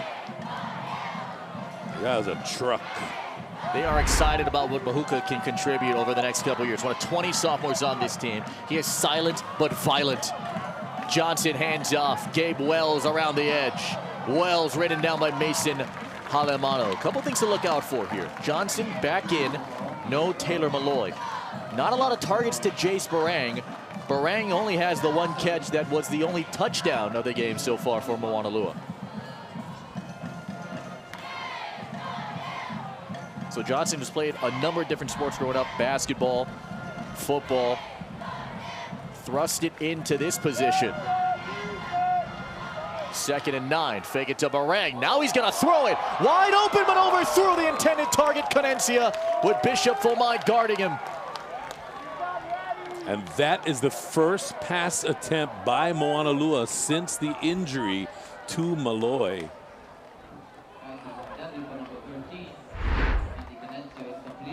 And Cam Johnson, again, not the greatest throw and not a textbook throw. You can tell that he's a running back and not well polished as a passer. Historically, Moanalua hasn't had a lot of quarterback depth in their lineups.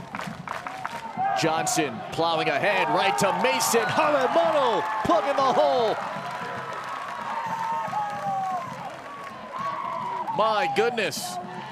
Yeah, I've been impressed with Mason Halemano all game long. Not the tallest, not the heaviest, but he plays with a high twitch and a high motor. And now Pauliafe's got to punt this one.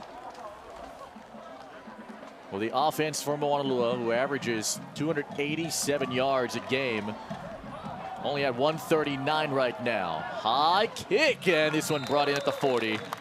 29 on the boot. Ogaran. It's like a can of corn coming after that.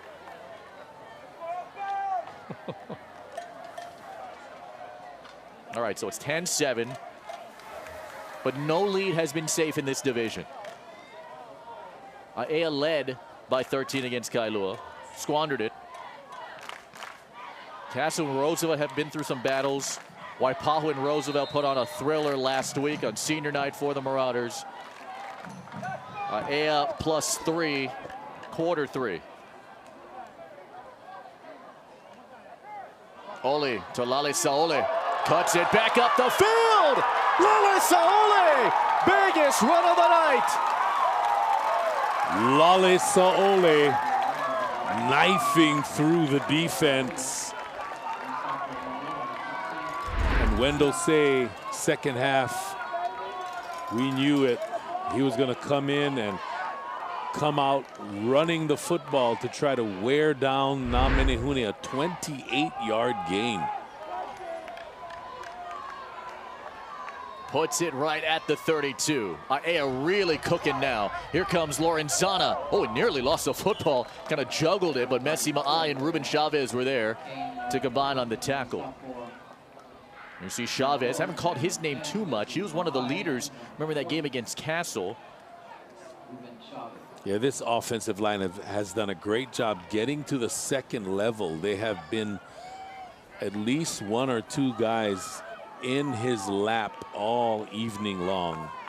Aiea leads at 10-7 with roughly 6 minutes here to go in the third. Olgaran motions. Olgaran incomplete. If you're wondering where the score and the clock is, don't worry, we got you covered in just a little bit. They've been having clock issues here at the stadium, so we'll update you as best as we can. But as we mentioned, it's 10-7 Aiea with about 6 minutes to go in the third. Just off the fingertips, a little low and outside. Oh, look out, here comes elephant package now. Out of the centipede formation. We saw when Farrington did this in 2016. Ole pops out of it to take the snap. Direct snap, Ole. Able to take it to around the 27. Matthew Tulia lead blocking out in front, along with Alva'a. And as talented a passer as Ole is, I like the conservative nature of this ground attack. 4th and a yard, they plug the hole. Ole leans forward. First down. Holy Ole. And Ole now, the gunslinging quarterback that threw for 379 in a game, is suddenly thrust into the position where he's going to be a lead rusher in this jumbo formation. Lale-Saole, the running back. Fresh set of downs. Timeout.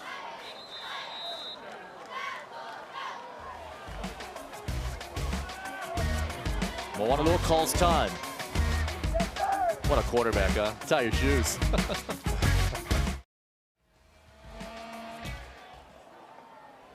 Well, you have to be quiet. There's a baby here. That's adorable. Top row here. A crowd of about 1,500 in Salt Lake. We're in the third quarter. They are working out the issues with the clock again. It's 10-7. We haven't shown you the clock because, I mean, they're still trying to figure out the official time. It's been kept on the field by a couple of different officials. Roughly, our best estimate, from what we understand, is about 5 minutes, 18 seconds remaining. Lale-Saole, the running back. Fake it to him. Fire it. This one caught by Jeremy Cockpaul. Tyler Colo makes the tackle. What a whip here from Ole. You know, I think the fact that Aiea did not have a JV season and they integrated both the JV and the varsity into one varsity program is going to help them in the long run. Gets the young guys used to playing against top competition. Second down in a yard. Ole going up top for Chanel. Did he stay in? He did! Touchdown! Oh, yeah! Wow, what a throw and catch. Ole to Chanel.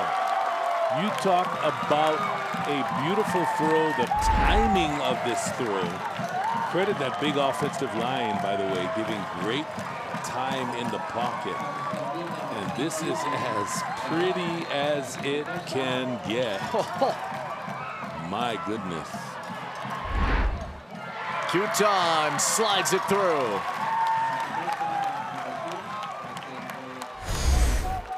Jaden Chanel. Little toe magic. Aiea scores 10.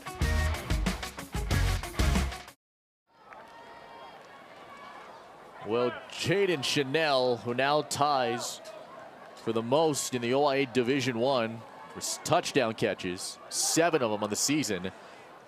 Caught that one in a tough spot right in the coffin corner, and he brings that one in to give Aiea a 10-point lead. They've scored 17 consecutive.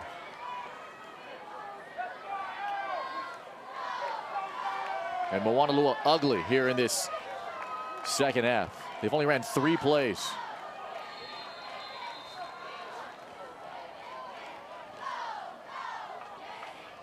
Boya Kutan. Can they get some special teams work with Isaac Ishikawa? Ishikawa ran into one of his own men and got wrestled down to the ground by Alva'a.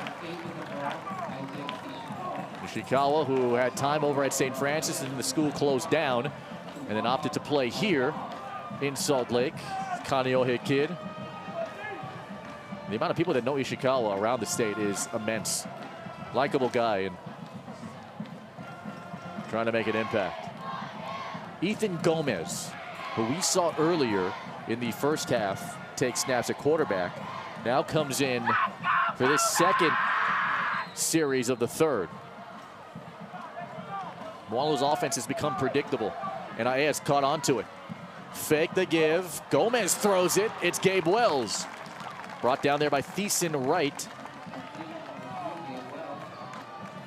And you know, one of the tough things, the predicament that Moanalua is in right now, you can't, there's no time to practice with Gomez. Halftime was the only chance he had for adjustments. Hand off again. This time it's Alva'a to make the tackle on Lum. Lum, who's got 1 touchdown this year, it came against Castle. Remember him and Johnson and Kindred Malachi Park helped shoulder the load in that win over the Knights. Yeah, Rice and Lum, I'd like to see this guy carry the ball more. He is exciting to watch. The last time they played, he was just limited to 6 feet of work. Unofficially 4 minutes to go. Gomez, how about him taking off? It's sliding down, and a big hit from Wright and Isaac Mahuka. Once the quarterback starts lowering his body, he is off limits. Can't make a hard tackle like that. It's from that spot which might warrant this 15-yard flag. Yeah, Gomez was definitely sliding. Number 30 of the defense. 15 yards into the end of the run. It's on Thiessen Wright. Once he starts to descend his body, right there.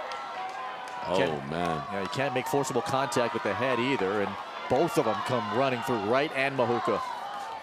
Some friendly fire there, too. 3:20 remaining. Gomez had that one batted down by Logan Rouse. Rouse is 6'5". He got to Hawaii from Alabama. He's the other set of twins on this team. He is 90 minutes older than his brother Max, so let's give it up for the real hero of that family, their mother. And Rouse is a great player. Look at Rouse. That hit him in the chest. Gomez hit as he's thrown, and a marker's down. 2 of them. Thiessen Wright came right after Gomez. We had 2 flags, one from the umpire and one from the referee. Offense number 21. 15 yards. It's on Rice and Lum.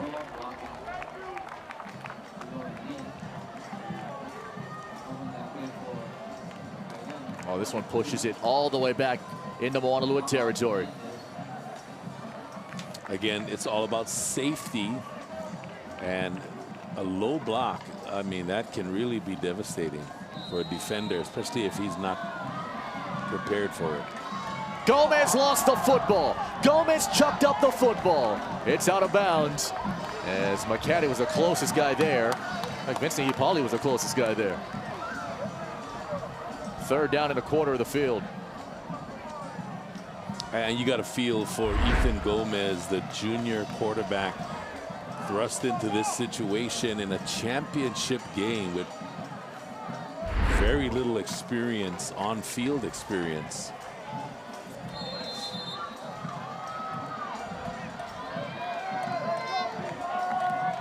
Third down and 25. You're just trying to come up with something here.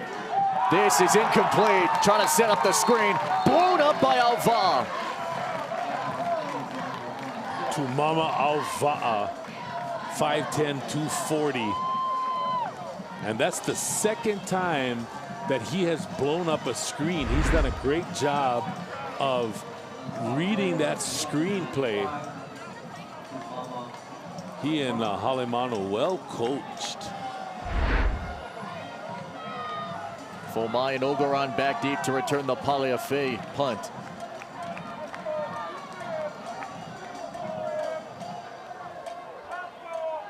Paliafe, big, deep kick. Ogeron slides down to the ground with 2:47 remaining. And now mounting pressure on this Moanalua defense. Still 2:47 in the third and a 10-point game. This defense needs to come up with a turnover, a stop. They cannot allow any more points here with that offense struggling.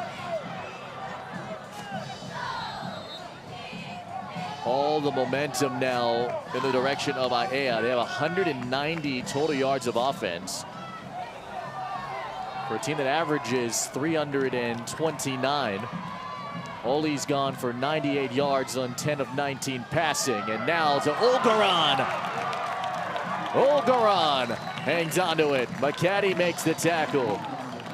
Stopped him at the 43-yard line. Geronimo Ogeron has been impressive. The 9th grader excels on these little slant routes and RPOs. He really does a great job of finding open windows.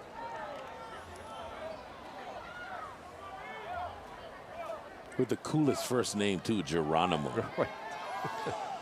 He's even still unsure of how he got his name. I mean, his father also has the same name. Figueroa in motion. Lalisaole right into Ruben Chavez up top. And going down underneath was Ethan Salvani. That's something they want to do. Lalisaole, 10 carries. Nice job here by Salvani and Chavez. 70 rushing yards on the night for Lalisaole. Moanalua just trying to have their defense buy them some possessions down a dime. Oli rocketing one and dropped by Chanel. And Jaden Chanel, who makes the difficult acrobatic catch, drops this one, but he was definitely thinking about, running before he had the catch. And that was a low snap, so credit Oli. Great concentration. And Chanel, just a sophomore. Oli and Chanel, if they can stay together, they're going to be prolific as seniors. 3rd and 9, Oli. This is brought in by Trevin Kimchoi Kev Alo. Depending on the spot, looks like it's going to be short by about a yard. Tyler Colo and Kelly O'Sullivan made the tackle. Heavy package back in for Aiea to try and extend this drive. Maybe. Now they shift out. Now it's the fire drill. As Chanel comes onto the field to punt it. 43 the average on the punts for Chanel. And that's a guy that's so athletic, he could play safety too. Chanel will kick it towards Canencia. High booming kick. Look at this one. All the way inside the 5. And it'll be a touchback.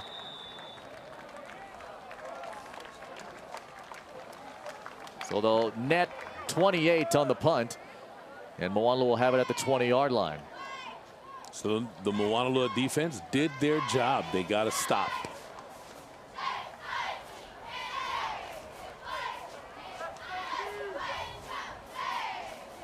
17-7.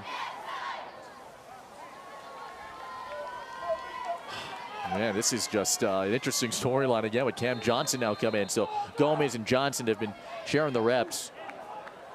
Jace Barang has also been utilized as a quarterback and has that capabilities. There is Malloy still being looked at. Now he's on crutches, and that's not a good sign. And it appears that his night may be over. This is incomplete, batted down. Emmett Kelly comes in as Andy Canencia was the intended target. And Bishop Fomai, the DB, blocks it down.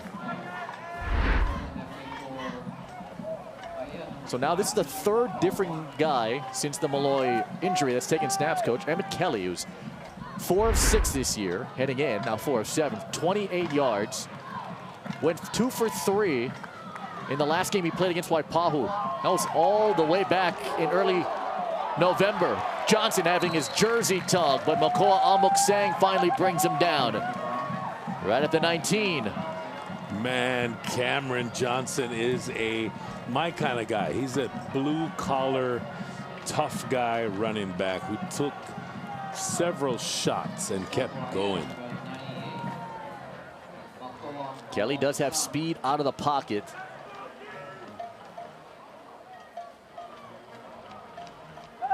And a big spot to be in right now. 3rd and 11. Moanalua 2 of 8 in this department.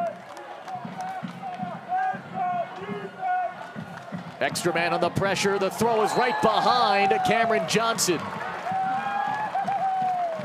They brought the house. Kelly had to get rid of it, and Johnson had that ball sealed right behind him.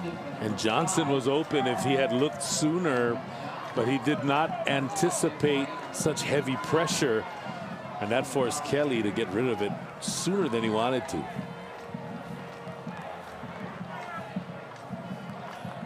The largest punter in the OIA, bar none. Paliafe goes around. This one reeled in at the 45-yard line, and Ogaran bought himself about a few more yards before he's tripped up.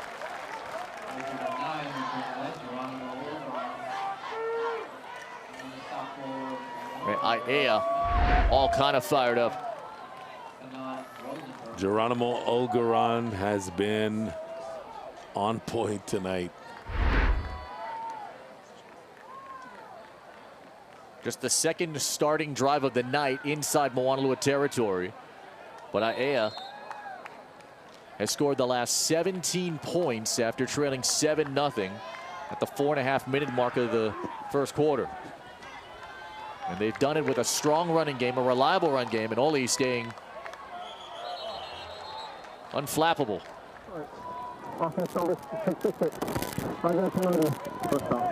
It's on Upu Howard. The big 300-pound freshman.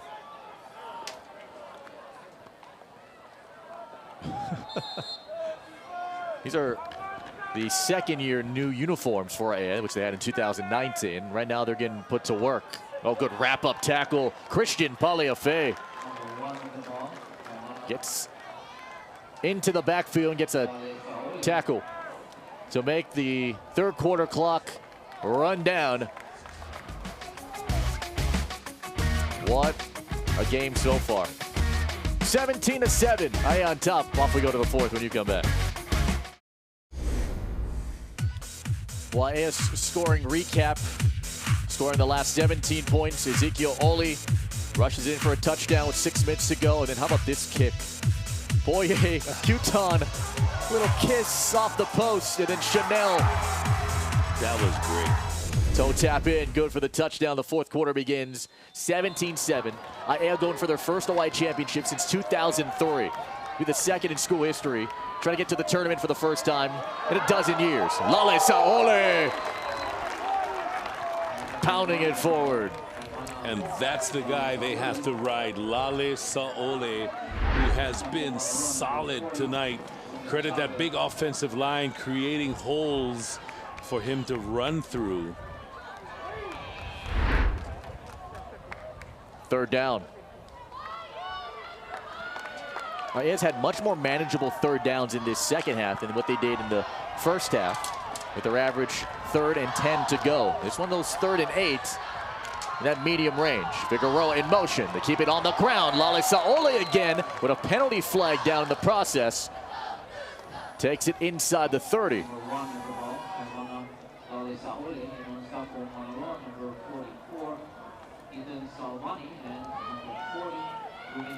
Let's see what comes out of this.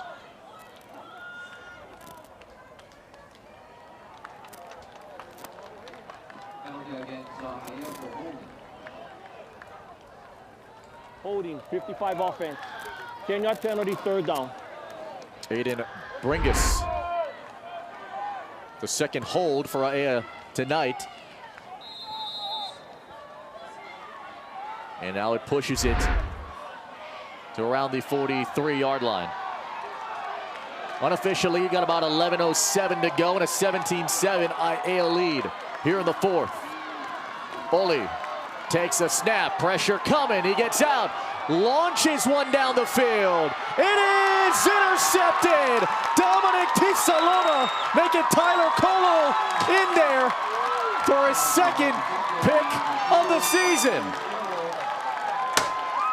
Tyler Colo read this well, and for Oli, again, this is a young quarterback mistake. He had a lot of room to run. He could have ran practically for a 1st down, but forces the ball here in double coverage, and credit Tyler Colo, does a great job there. And the chain is on.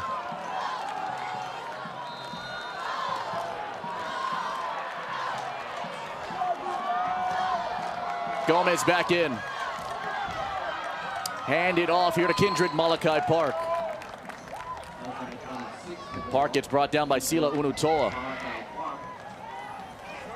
And Kindred Malachi Park, we saw him against Castle run the ball strong. I'm surprised that he has not had more carries in this game, especially with the quarterback out. Bring up 2nd down and 9. Fake it to Malachi Park. Gomez pressured off the edge. Got out of Elijah Nahopi Makakona's initial pressure and just runs it forward to around the 10-yard line. Moanalua's had 2 come from behind victories this year in the 2nd half. Remember, they trailed to Roosevelt 21-0. Ended up winning that game 27-21. Then they had the come from behind victory really against Aiea.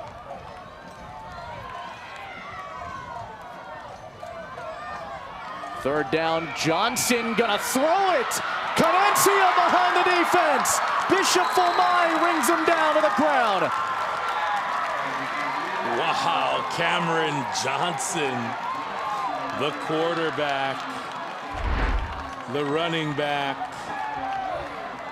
They're so used to him carrying the pigskin that they were just not prepared for that at all. Gain of 28.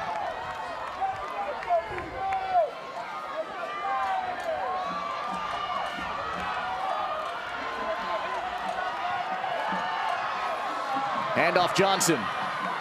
Spun down Mason Halimano.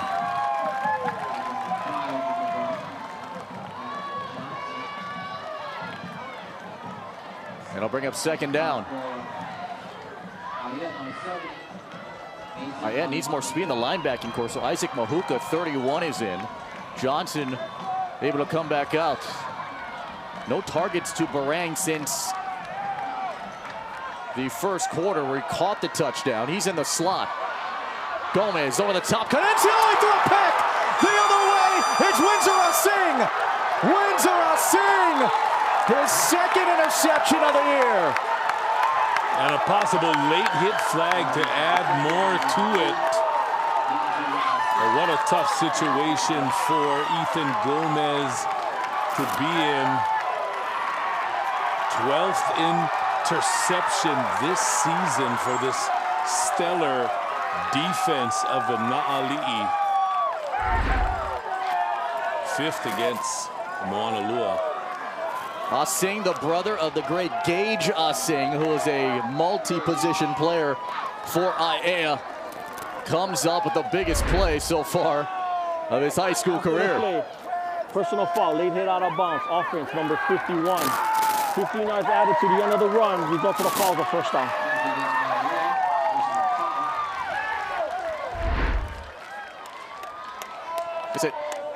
This is an easy call, too. Going down, and now. That was way late. But Windsor, Singh, I mean, it looked as if he was going to go down 5 yards prior to that. He kept reaching and kept his balance. Hurry up to the line. They give it off here to Lalisole. I'm sure if everyone was set. False start. Offense. 5 yards, first down. A little too quick as a false start called.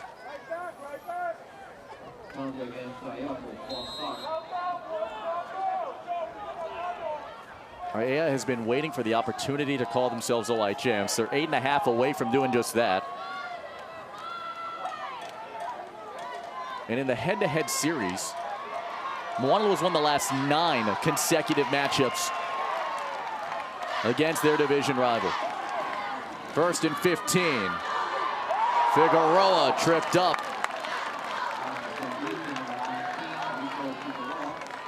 Didn't get a ton out of that. Clock still ticking away, though.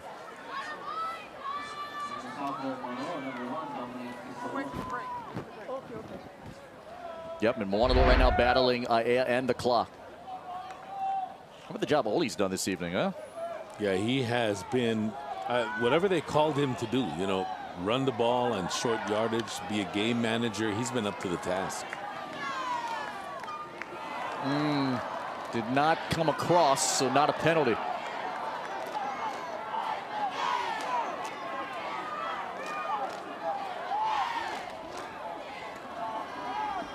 Again, Lalisole. Tell you what, when you have a guy that can run the ball like Lalisole, now he's not getting gigantic yardage. He had one long play. Look at the grass chunk right in his face mask. I mean, it's a big help to your offense in a position like this. And he runs the ball with his shoulders down. He runs low to the ground. I mean, again, he's 5'6", but he's not small. He's 170, and he's built powerfully. All right, it comes out of the centipede. Makes it 3rd and 8. Oli patient, trying to get a lead block out in front. And a marker's down.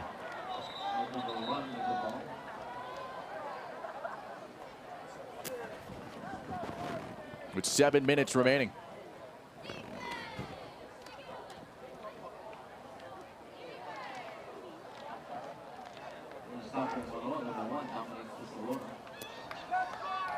Personal foul, hands to the face.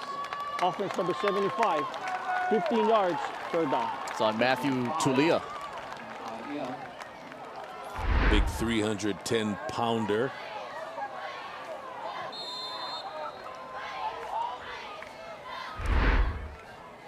Oh my goodness. You just see a sea of humanity.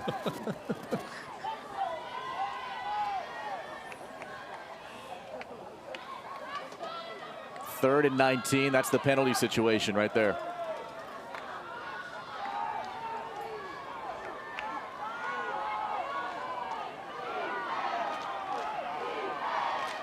Oli, fire, Chanel, got it. Chanel gets hit hard.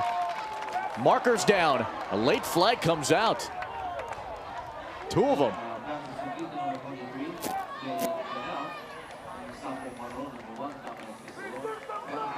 See, in the area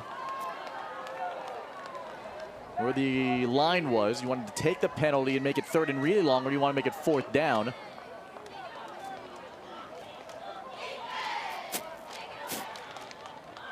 Nothing has come easy for any team in this division.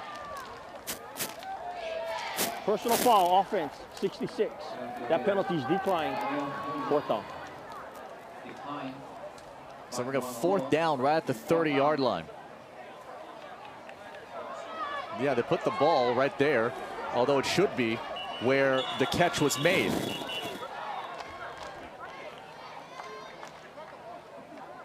Because the pass was caught.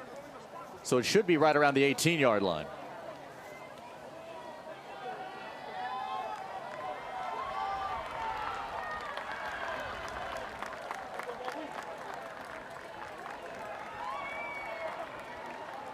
So do they want to make it 4th and about 8 or 3rd and very long again? We're going to replay 3rd down. Yeah, I think that's the right call.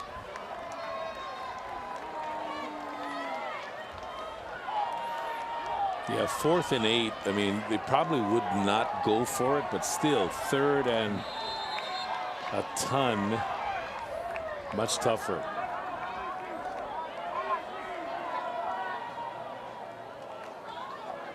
All right, how many 3rd and 39 plays do you have in your playbook?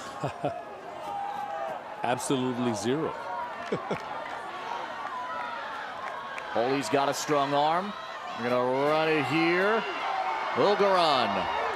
Another flag is down as Ogeron goes airborne. Another flag sails in. Well, this is becoming a little ugly. We can't get a play off without a penalty the last 3 plays. You know, for the Aiea football team, one thing they did remember from that 28-25 loss wasn't what happened during the game. It's what happened after the game, where they saw some Moanalua players waving at them as they went back on the bus. And that was burned into the brains of all the seniors and juniors and sophomores and freshmen, that if they were ever to meet again, that the result would be different. That's what the feeling was all throughout the week from the players' perspective. It doesn't take much to get players to remember or to get riled up. They'll find something, whether it's a social media post or some bravado on the field. They'll use it. Illegal shift on the offense. All players not set. That play is holding offense number 66. That penalty is also declined. 4th down. So in that case, they take the down after the gain of only about 7, and now forces the punt. So Canencia's back deep to return. Or Canencia had a kickoff return for touchdown against Castle. There's only been one other punt return for touchdown this year. It was courtesy of Jace Barang.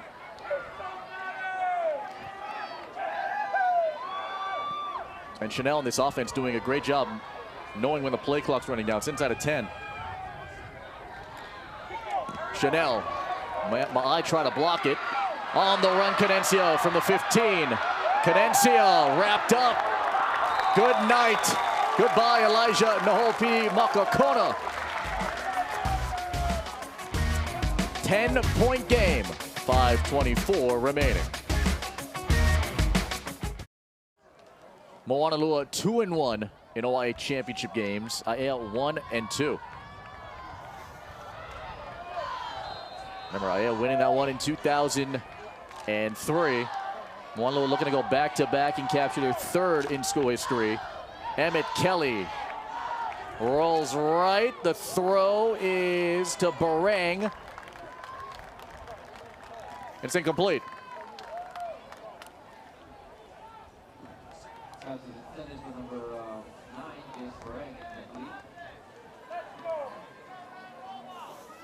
What a tough spot for Emmett Kelly to come in.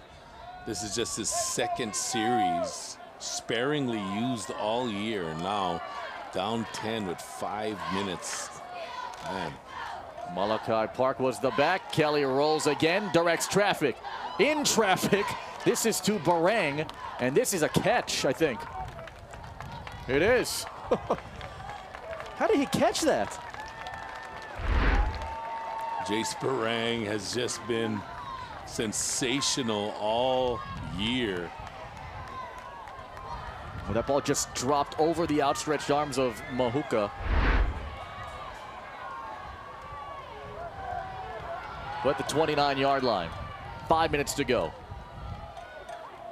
Kelly winding up, why not? Keenan McCaddy, incomplete. Guarded by Romeo Simpson. Remember, McCaddy's got 2 game-winning touchdown receptions this year. They like his speed and his strength, and Aiea has been prepping for doubling him if he gets a shot to catch a football. What an athlete McCaddy is. Just long and just, you know, a guy that tall, so athletic and put together.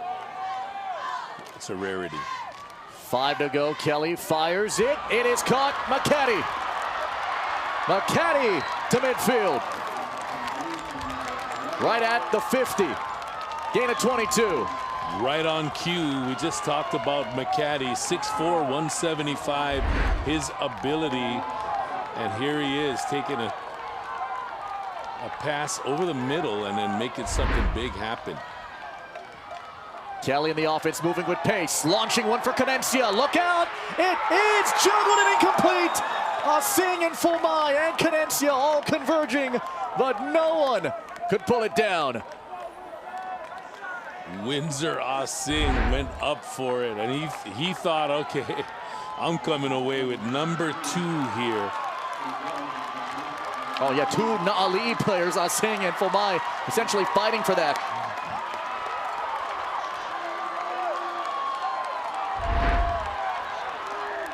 Taylor Malloy back in.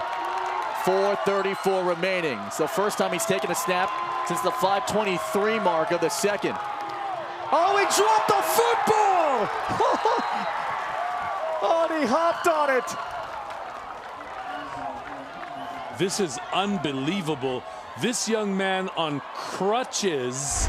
The last time we saw him on the sideline, and that time kind of a low snap, could have been handled. There you see what Malloy's done in the first part of the season. The last part, he has had late game heroics, but this is the toughest challenge Moanalua's faced. Aiea has been great in quarters 3 and 4. 3rd and 13. Malloy braces for impact. He's sacked. Alva and right.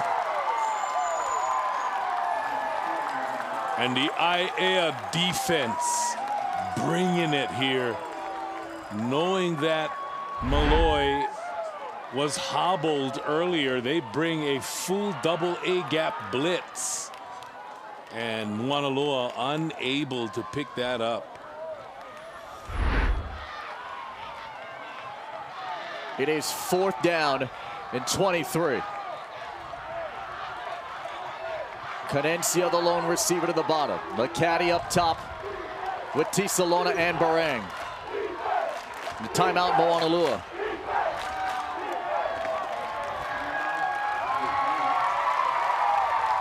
There are 3 elements for Moanalua to try and get back into this.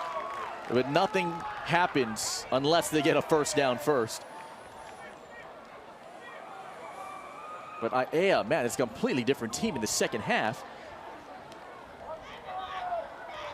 Yeah, Aiea has been lights out on defense. They have run the ball well, and they have really done a great job of just eating up clock here in the second half. A great game plan by Wendell Say.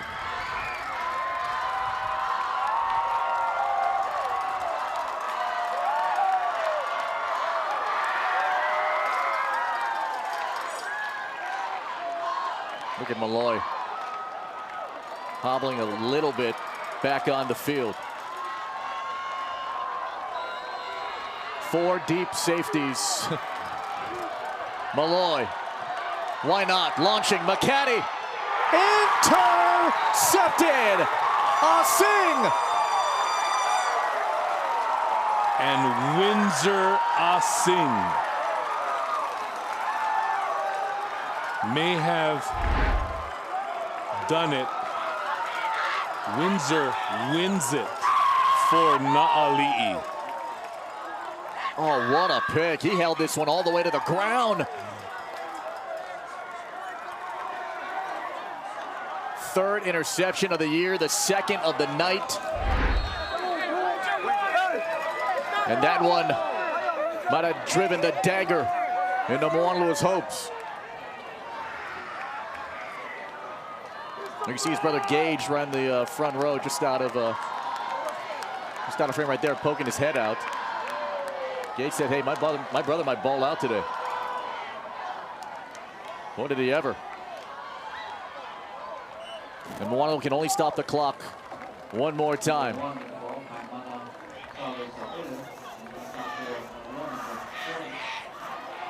Tell you what, Aiea, all throughout their time in Division I, had their struggles. This is a team that went 1-8 in 2019. But they still believed in each other, more importantly that community, that they could do it. But success takes time, and they're 220 away from an OIA crown.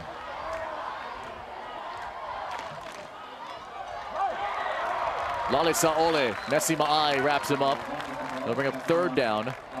Remember, with the play clock, with 40 seconds, it becomes just an even bigger challenge. And no doubt that's the guy, Lalisa'ole, that you want to give the ball to. That off tackle, I mean, he just knifes through that off tackle play and has been just money all evening for Na'ali'i.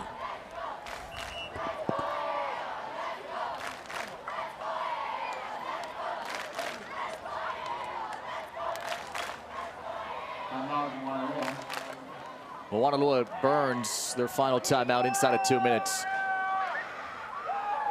For Wendell-Say, with a win tonight, it'll keep him in the number 4 position in terms of OIA coaching wins. It'll put him up at 129, and still with at least one more game to go. And it couldn't happen to a better guy, a nicer guy. You know, in 2003, they won the Division I championship against a heavily favored Kapolei Hurricanes team. We had defeated Aiea 44-23 in the regular season just 3 weeks before, and they came out with a great game plan and won that game. So this is not the first time they've been underdogs in a championship game and come up big. Lalisa'ole, he's got to stay in bounds, and he gets punched out of bounds. That'll stop the clock. That actually hit a coach, I think. Collided into a coach and popped right back up in the process. Okay. Oh, it was Wendell-Say. Let's see how this happened. I mean, Wendell-Say right there with the lay on. Hey, go. And the lay stayed on. Wendell-Say. He's all right. He's tough. 4th down. Here's the punt. And on the run from the 30, here comes Cadencia. Cadencia. Cadencia! Down the sideline! Diving for the pylon! Short of the goal line! And I'm surprised that there was no flag for running into the punter unless this punt was partially blocked. The punter got absolutely hit hard on the back end.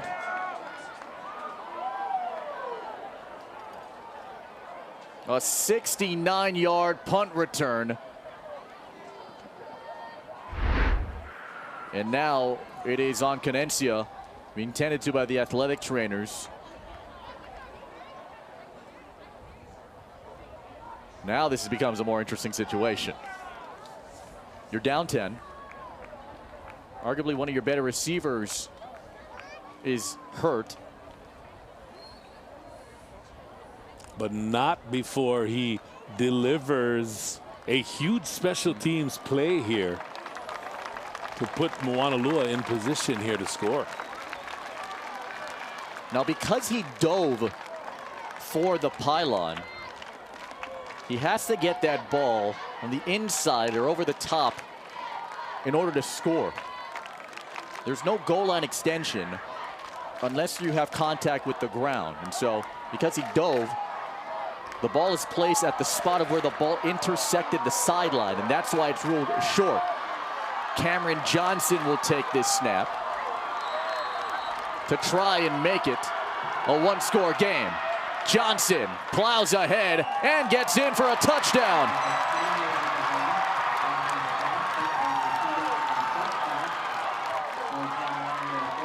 Will we see some Moanalua magic tonight? Is this just the beginning? We shall see. Don't go anywhere. Cameron Johnson punches it through. This becomes a big extra point now for Alex Heim. 1 for 1 tonight for the soccer star. Got a clean snap, a clean hold, and a clean kick. 3-point game.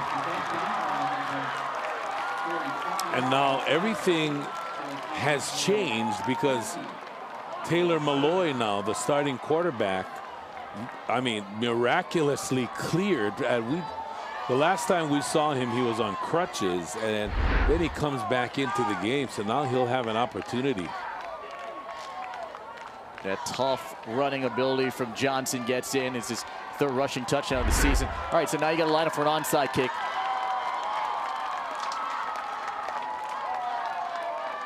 For Moanalua, they haven't done this too often. And for Aiea, they haven't really seen this that often. So Aiea still with all 3 of their timeouts. Moanalua empty. And one Aiea recovery can clinch him an OIA championship. What a game. The excitement here in the last 2 minutes has been amazing. Remember, the ball has to go at least 10 yards or it has to touch an Aiea player first to be recoverable from the kicking team. Moanalua making sure they have enough guys on each side. They do, 4 on each side of the ball at least. Moanalua's championship hopes, Aiea's OIA title comes down to this onside kick.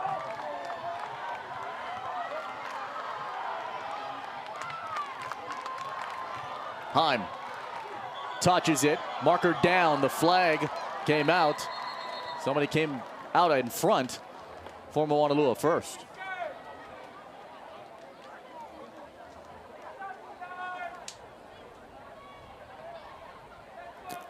Encroachment kicking team, 5 yards. The kick will be from the 35. What I'm actually surprised what most schools don't do is that you just bunch up everybody as close as you can to the ball and still have at least four guys on either side, and then you just run together as one big group. Yeah, I've seen teams do that bunch formation, and it has worked. Remember also, they cannot kick the ball hard into the ground and create a bounce. And not only that, the guys running down on kickoff, they cannot make contact and blow up a receiving team member that's trying for the football. That's also a penalty. Moanalua has given themselves hope. They have bunched 6 non-Menehune members on the right side. This one, a bouncing ball into the hands of Isaac Mahuka. And a few kneel downs away from their first OIA crown in 18 years. Man, the big play by Isaac Mahuka. Look at the hands on this young man, a sophomore linebacker on the hands team. That tells you something about his athleticism. Timeout, Aiea.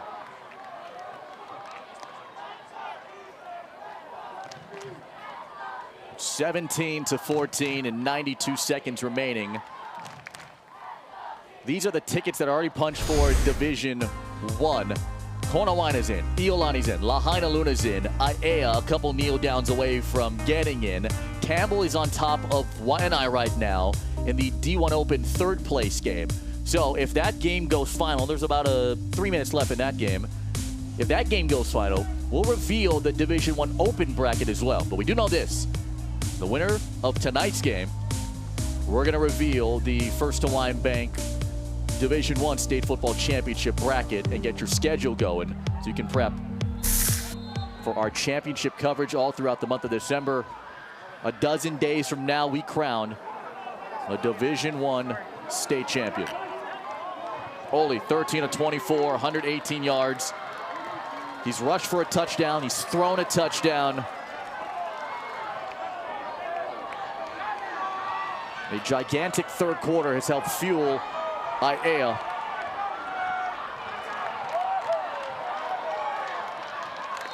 One kneel down. So much talk about Oli in the offseason. Here comes a kid that was supposed to make big waves his freshman year, but then the COVID took out the season in 2020.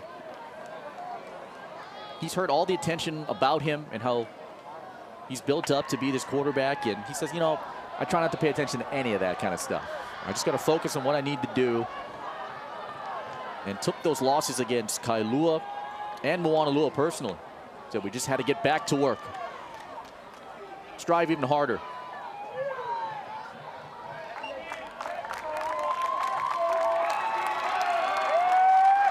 And everyone that came from Aiea, everyone that has waited for a championship moment, some of the community never thought they would see one. And credit Wendell Say and his staff from 1-8 last season that they played football to going to the state title and state tournament and winning the OIA championship. That is quite a turnaround. And Wendell Say, what an ambassador for the sport of high school football. A great man, great husband, great father. Watch out. And a great guy. It's been a long time coming. Aiea, 2021 OIA champions.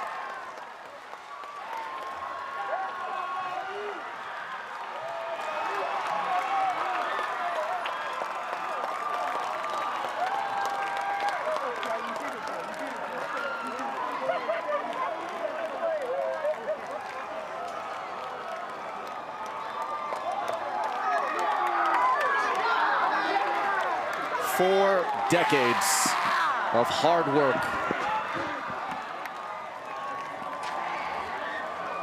Blue collar attitude.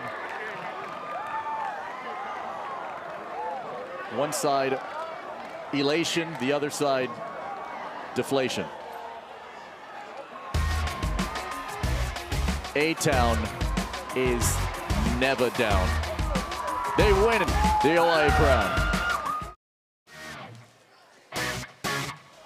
What a season for Aiea, the elite team in the OIA Division I. Behind Windsor Asing's 2 interceptions on the night, Ezekiel Oli's 118 yards and 2 total touchdowns. Aiea wins it 17-14 to capture their second OIA championship. Felipe Alhastro, Darren Hernandez, and Jimmy Bender. Off they go to the state tournament. What a ride it's been for Aiea. What a game this evening. Yeah, and Aiea basically, after the first half, when Taylor Malloy, after he got hurt, you could see a shift in the entire team. The game plan was different. They were going to be more physical. They were going to try to run the football, and it just worked out to perfection. Great game plan by Coach Say. All right, time now for our Hawaii Honda dealers impact player for Aiea with Jimmy. Yeah, thanks a lot, guys. I got Ezekiel Oli here with me. You mentioned it, Felipe, 2 touchdowns in the air. You ran one in as well for you. And it was really the second half. There was just a huge change. What was it for you guys? Better communication. First half, it was off. But, you know, Coach Shea told us it's a choice. Choice to win or lose. It's in our hands. And we did that. It's been 18 years since Aiea won an OIA championship. You weren't even born yet. What does it mean to you to get this for Aiea? This is a lot. All glory goes to God, you know. I give thanks to all my coaches and my players. They came in, you know, it's just a blessing. It's a lot to take in right now. I'm sorry. No, it's all right. And States, what's your thoughts on now you get to go to States? Just another game. You know, practicing every day, 110%, making sure we get everything down. And like Coach Shea said, choices. Choices. Love it, man. Hey, good job tonight. Ezekiel Oli is your impact player. Guys, back to you. He worked so hard over the last 2 years to try and find the right fit for him and earn a starting job. All that hard work paying off in the end. 118 through the air and a rushing and passing touchdown. Yeah, he was on point all night. Very accurate. Didn't really have a bad throw except for the interception, but look, when called upon, he did what he had to do. He ran the ball in short yardage. He was pretty accurate all night. But this beauty of a throw, wow, and the catch, that was amazing. And Chanel just got the toe in to get the go-ahead touchdown, and Aiea did not look back. They survive and hang on and win the OIA crown. Moanalua, the defending, or former defending now, OIA champs, goes down, and this is the Hawaii Honda Dealers impact player for them. For Keenan McCaddy, able to get 5 tackles on the night, came in on that final drive, kept it going, also had an interception this evening. Yeah, he played well. I mean, this guy, I can't wait to see him play on Saturdays. He's going to be a really big-time player. Once he fills out with that frame, I mean, sky's the limit for this young man. Moanalua had 205 yards in total offense. Aiea had 242, and a big amount of them came on a touchdown drive that gave Aiea the lead. It's all part of our Taco Bell play of the game. On a night where Jaden Chanel caught 4 passes, this one the most significant, over the shoulder, and somehow stayed in. 4 balls, 57 yards, the touchdown, and they're going to get him for 2 more years. Yeah, that was beautiful, and both he and Oli, sophomores, they're going to be playing for Aiea for 2 more seasons. And remember, at the top of the telecast, we talked about what makes a championship team. We saw it last night with Kahuku. We said great defense and great quarterback play. You saw it again tonight with Aiea. Great defense, great quarterback play. All right, let's listen to the head coach of the 2021 OIA D1 champions. Coach Wendell Say with Jimmy. Yeah, it's so awesome to have a legend here in Wendell Say. Wendell, put it into words for me, what this means to you to get a win after 18 years in an OIA championship game. It feels great. I mean, I'm so happy for the kids. I mean, they worked hard. I thought we got a good bunch of kids. I think, I'm just so glad we ended up with the win. And young group of kids, too. So moving forward, what does this mean for Aiea? Hopefully it sets the groundwork, the foundation for the next few years, because these are good kids. So, we got them for the next few years, and it's exciting what the potential can be. You realize now you're going to have to work on some of your moves, because we saw you get taken down there on the sideline. Is it something in training that you got to be a little faster at here? Man, I'm always used to trying to stay out of the action, but man, this time the guy came in my way and my mind said jump, but my legs didn't move. So it wasn't too bad. But everybody thought I got hurt, but I still bounced up. You bounced right back. How big has your wife been in supporting Aiea football? She's the best. I couldn't do this without her support and the family. Love you, Lil. And, she's been big. I mean, like I said, I said before, I always said, I go with the Bear Bryant quote, there ought to be, he said there ought to be a special place in heaven for coaches' wives. Yeah. And I truly believe that, I mean, my wife has put in so much, extra time. I mean, she's done everything to help me. And now, with a special needs daughter, she spends a lot of time trying to take care of her. But before, she was my scout. She was my, apparel gear seller at the games, and she did everything. But, she's kind of semi-retired from football now. Well, take her out to dinner or something. That was a great win for you tonight, Wendell. Good to see you out there tonight and on the States for you. And, guys, it's back to you in the studio. Years ago, when they had their first date, Lilian and Wendell Say, they went out to Ryan's Grill over in Ward Center. It was supposed to be a double date, but Wendell's friend couldn't make it. So then Lilian was going to pull out and said, no. It took me forever to ask you out. Come on, please, come with me. They had the time of their life. The next day she had to go to a wedding. She needed a date, brought Wendell with them, and now they're together for, 4 decades now it seems. And, both of them have been amazing contributors to this program. And I'll tell you what. She is definitely the better half. Yeah, definitely. Definitely. And for Wendell Say, just so respected in the league, and just congratulations. So, real quick, one more thing.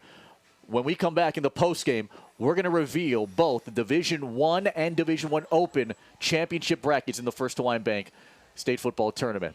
Hawaiian Financial FCU postgame is on the way. That flag will be flying high in Aiea 2021 OIA champs. From Spectrum OC16, it's the Hawaiian Financial FCU post-game show. Well, Christmas is 2 weeks away, but what a gift it was for all of us this evening. Phenomenal game for the OIA D1 Championship as Aiea wins it 17-14, their first OIA title in nearly 2 decades. Felipe, Coach Hernandez, Jimmy Bender coming up in just a second. Okay, so our 4 teams and representatives are set for the OIA Division I Championship Tournament. Everyone's been waiting for the bracket reveal, especially some of the neighbor island teams. And so, shall we? Let's do it. Let's get our first look at the First Hawaiian Bank Division I State Championship bracket. Lahaina Luna moving up from Division II to Division I's the top seed.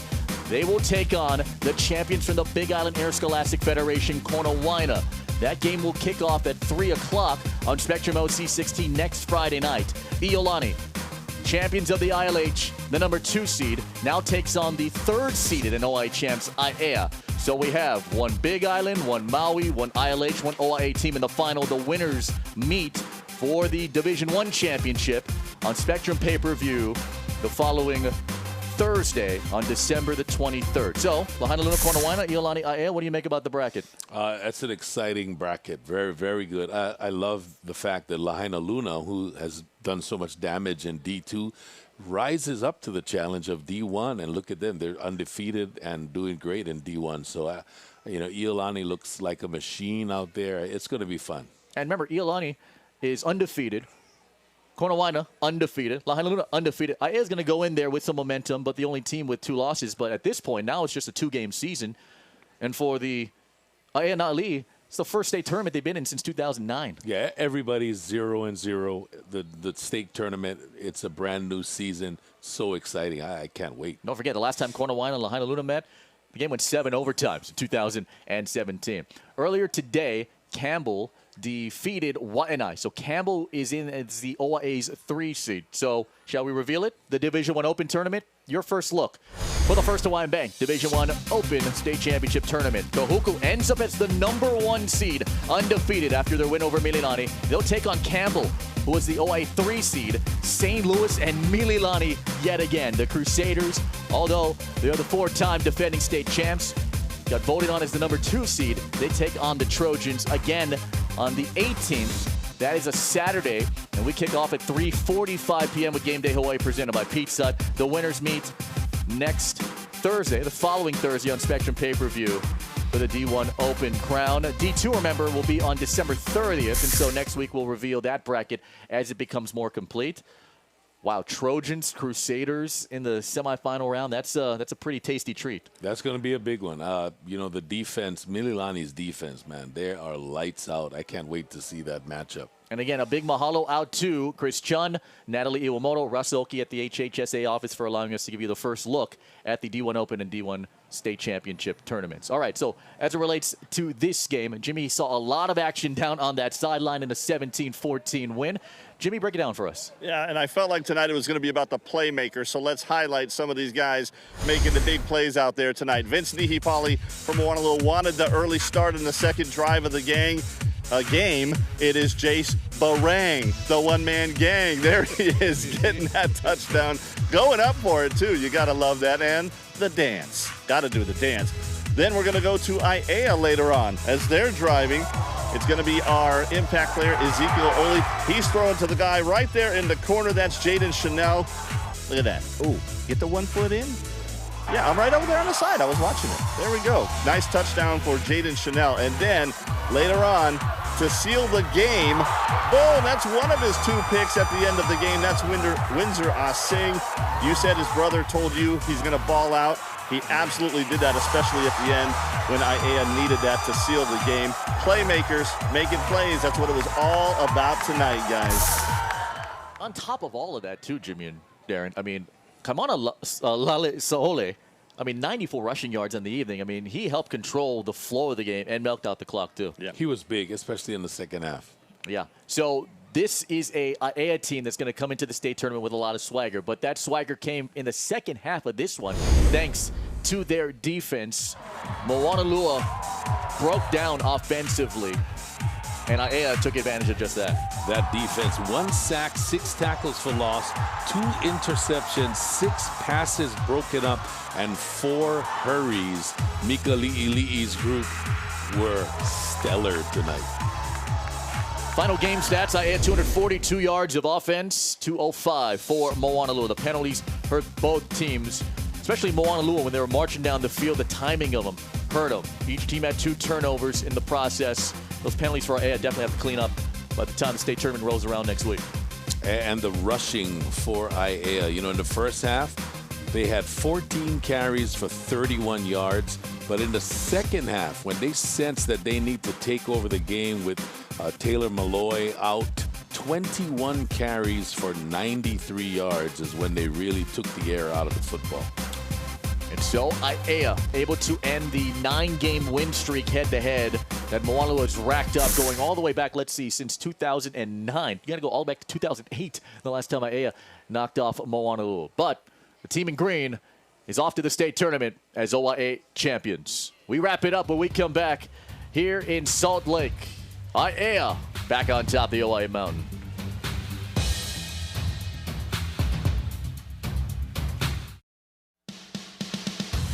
Welcome back to the Hawaiian Financial FCU post-game show. Special mahalo to Joel Kawachi and everyone here in Moanalua for their great hospitality. Over on the sidelines, they were patrolling them, including Wendell Say, who took a tumble and took a shower in the process. Here's the tumble towards the end of the game with the guy with the leg. Oh, boy. Somebody's running extra after practice. And then when the clock finally hit 000, it stings, but it feels good. Oh, they got Zach Manga, too, the co-offensive coordinator in the process. Just the second time in 4+ decades he's able to get that shower. And again, congratulations out to everyone at Aiea and what they have done all season long. Off they go to the state tournament. Wendell got roughed up there at the end of the game. My goodness. I hope he's okay. And one more thing. I mean, Aiea, with all the adversity they faced this year, they didn't have a home field. They got to practice on it. They couldn't host games there because they're working on their girls' locker room in that facility. They had to play on the road. Radford was their senior night. It was just a wild ride, but great for the senior class. I think you're onto something because Kahuku also didn't have a home field. They also had to play every game on the road, and both teams, adversity struck, and look where they are. OIA champions. Time now for extra points. One final thought from all of us. I will go first. We talk about drama in the tournament. Well, Moanalua will get to use a brand new building for their drama and music programs. We showed this earlier in the season, but want to go back to it. This is a $35 million facility that was opened in 2020. It seats about 800 here. The Honolulu Symphony is actually coming in about a week or so to have their performance. They've only had meetings in there so far, but it's going to be a gorgeous facility for a award-winning and nationally recognized marching band and orchestra that's played at Carnegie Hall and the Rose Bowl parades before. Here's a look at the dressing rooms for that great drama program too. So big things happening on campus. Congratulations out to Moanalua and all the arts students here in Salt Lake. That is a beautiful facility. You know, I'd like to give a shout out to Wendell Say. You know, Wendell Say is just Aiea, and he personifies what a high school football coach should be about. He's a man of character, and just for me, he's been a mentor for me, and I look up to the guy. He's a great guy, so congrats, Wendell. You're the man. Jimmy. Well, I know there's a mom at home watching right now who's pretty stoked because her oldest son just came home from college today. So shout out to Tracy and to Tyler. Tyler's back. Hey. And you know what I'm really stoked about is normally in December we have nothing going on. So when he comes back for his winter breaks, you know, there's nothing to watch. But we got games for the next couple of weeks, so he can come out and watch some stuff. And congratulations to Kamehameha. They won the Division I volleyball championship, and University Laboratory won the D2 crown. Hey, by the way, is that volleyball game still on?